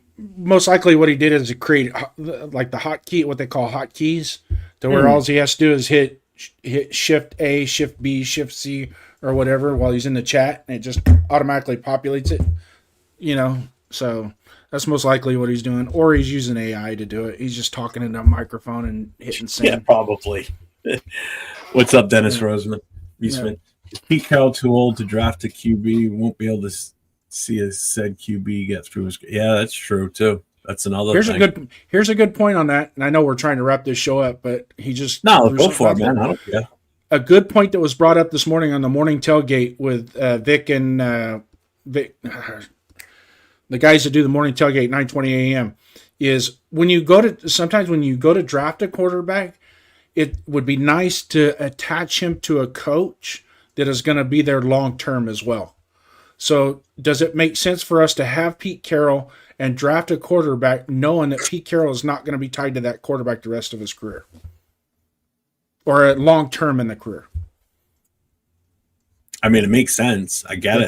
It does. I always thought, well, we just go get a quarterback next year. But does it really make sense for us to go and draft a quarterback? You know, Pete maybe Carroll, and just go with veteran backups. Yeah, just, I mean, because I'm sorry, Geno Smith ain't the answer. I'm sorry. I thought he was going to be. Nobody thought Daniel Jones was going to do what he's doing this year. Sam Darnold resurrected and he went from everybody. Oh, he was with the Vikings. Well, he's doing pretty damn good with Seattle too. Justin Fields ain't doing too bad. He's still not He doesn't. Look where he is though. That's the problem. He's doing what he can to make that team successful, but it takes more than what he can provide for that team. He's not hurting the team, but I think they just need a little bit more.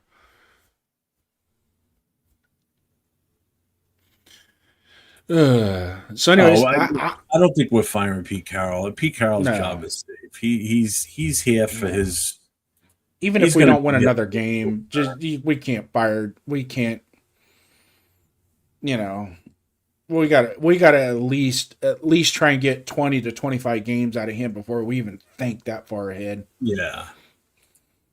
It makes sense if Chip is going to be with us long term. Yeah, Talia, I wouldn't be surprised to see Jacoby get traded soon. I wouldn't be surprised at that one either, to be honest with you, because it's going to get to the point where some of these guys are just not going to want to be here, man. Mm-hmm.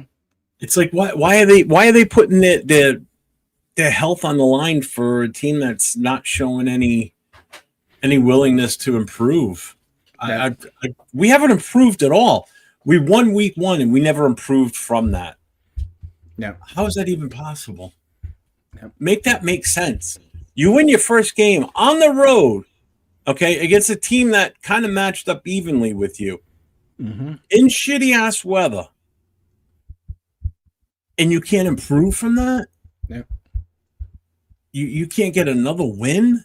And it's not just the fact that we won, how we won, because we haven't played like that since. No, I don't even think. I don't think we played a decent game that day. Not superstar game, but it wasn't. It was good. Yeah, I just. Yeah, but anyways, changing coaches that's not good. You can't build a culture when you flip flopping coaches every 2 or 3 years. It's just not happening. Yeah, and culture is not built in 5 games either. It's not even the culture, in all honesty. It's the continuity.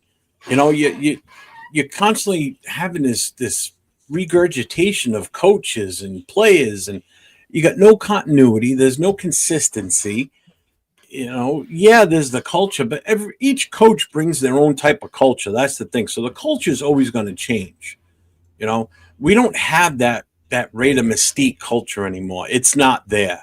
At least not yet.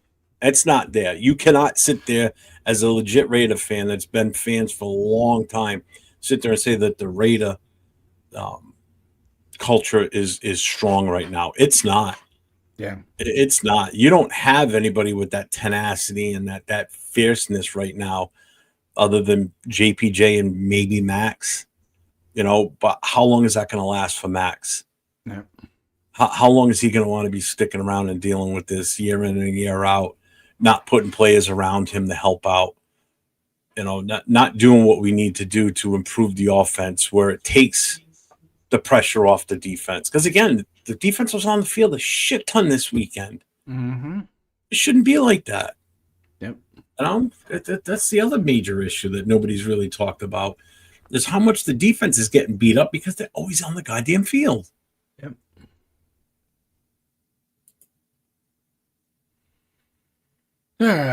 Some of these players this year are just not. They're doing better than we thought, type of shit. Like the names like you just mentioned. Nobody would have. Everybody's like, no, we don't want Daniel Jones. We don't want this guy. I'm not saying that we should have taken him. I'm just saying, we do this every year. We don't want this guy. We don't want that guy. And then that guy goes to another team, and they light it up. But you got to remember, and people be like, we could have had that. Not necessarily, because so-and-so goes to this team. They got a better offensive line than us, so he's getting the protection to do what he needs to do. They've adjusted their offensive scheme with the new quarterback they brought in, so he's able to do what he's doing. You know, it just doesn't happen when you bring in a guy and magically, oh, we're good.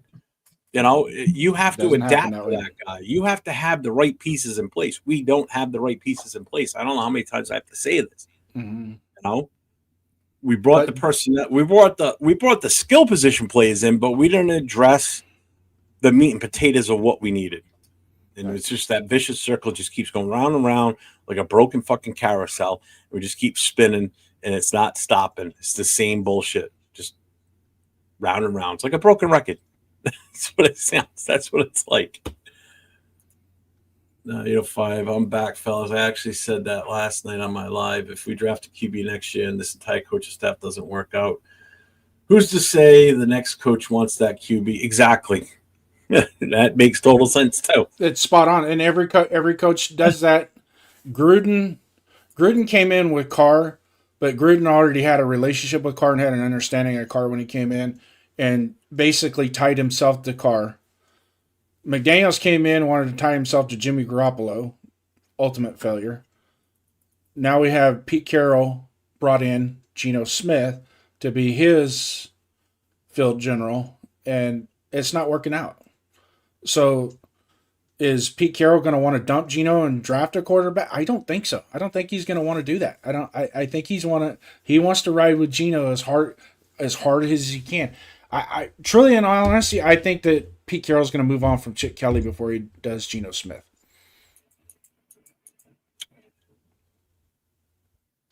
Based on 805 statement and the one that was made earlier on, I don't think a quarterback should be. We should not be drafting a franchise quarterback until we move on from Pete Carroll. Until we're ready. Yeah, which means you need to. It's unfortunate that we're going to be stuck in the mud still with going with veteran QBs, or we just get lucky and one that we draft is good, and even a later one. Like, just I'm throwing a name out there, people. Like, say Cam Miller, for some reason, just out of nowhere, it just clicks with him, and he just becomes what we're hoping, and he's that guy. But then you got to also hope that whoever comes in after Carroll's gone, or whoever comes in as the OC, can work with him based on that system that OC and that head coach collaborate on. To put forth for this offense going forward. And it works with that QB, which is why 805 said what he said. If we draft a franchise quarterback or, the future of this team, and Pete Carroll leaves and the new coaches, he brings in his own new staff, if they don't want to work with that QB, now what? You've seen it happen in the past. With not with us, but with other teams too. You've seen it happen. I mean, it did happen with us. Derek Carr was here. Like you literally just said this. I don't know why I'm repeating it, but it's that same situation. So a different quarterback comes in, but it wasn't the future franchise because Garoppolo was no spring chicken. He's an older quarterback. Yeah, only way that would make sense is if Chip Kelly becomes the next head coach and he chooses a QB. That would make sense. Yep. Does Pete step down and hand the reins over? Is there something in the contract as to why they're paying Chip Kelly so much money? Is it already worded in a contract that we don't know about, that he's the heir apparent to take over? Just like the Patriots did with Bill Belichick and Jared Mayo. There was a contract written that if Bill Belichick left, Jared Mayo took over the coach of the team, which then allowed them to kind of circumvent the Rooney Rule. Could that kind of be the same thing here, where that it's already down in writing that he takes over if Pete Carroll does step down before his time is up? Who knows? Pete Carroll could finally say, you know what, I am too old for this and I got to leave. There's nothing saying that that's not going to happen this year. It could. I wouldn't be surprised if that's what it comes down to, because maybe the game has actually possibly passed him by at this point.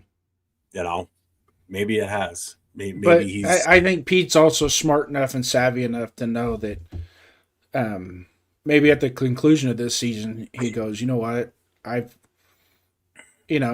Who's to say he doesn't? I truly think he's the type of guy that would step away knowing that he's done everything he can as a head coach, and it's time to ride off into the sunset and enjoy life and lavish it at his past and be proud of what he's done as a coach in football. Yeah. I have to agree also with Cool Kev. Chip Kelly is, I hope that is not the game plan, is to bring Chip Kelly in as the head coach as a replacement. I truly think that that's a big mistake. And I don't think Chip Kelly really wants to be a head coach again. I think he's pretty content on being a coordinator from here on out. And because his joy is just calling plays. That's what he gets. That's what his interpersonal relationships and how he deals with people. He sucks at it.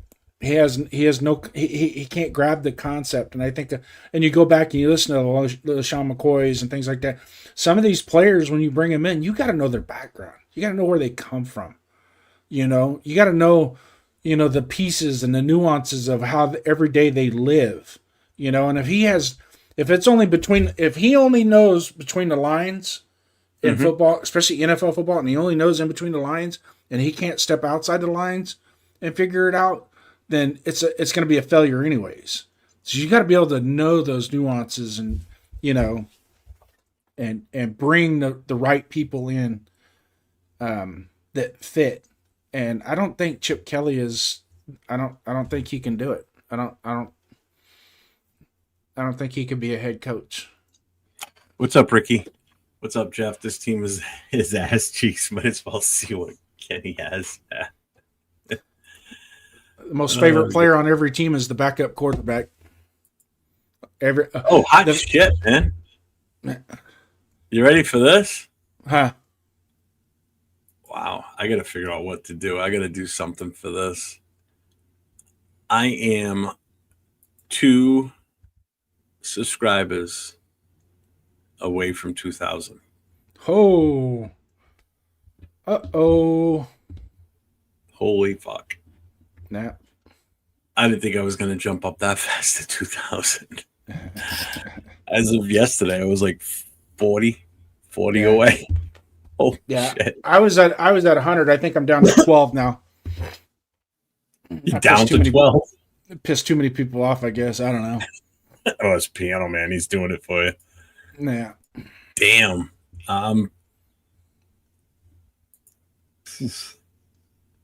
That's awesome. Yeah. But anyways, Jeff, 3 hours and 23 minutes on a Monday morning quarterback. Yeah. We ain't even got to Friday yet, brother. It was just so much frustration with yesterday's game, and the chat was just on fire today, and letting everybody. You know what? This was like a good vent session too. I think for everybody too. So which was good. So I'm actually loving this Monday morning quarterback show. I really love this new. It's a good time. It's a good time to hit it up. It's when it's still everything's raw still. From the day before, whether a win or a lose, everything is still raw going into Monday morning. And that's why a lot of your radio stations, back in the day, our content came from radio, sports talk radio, right? Oh, yeah. Sports talk radio on Monday, the Rich Eisen show on Monday morning is the best. And then after that, it's like, nails on a chalkboard. But it's usually Monday morning is the best time because it's still fresh and raw. So... holy fuck! You just hit 2,000? 2001. Okay. Well, could I have the price that you were going to give out? Wow. No. No, I said wow. Damn.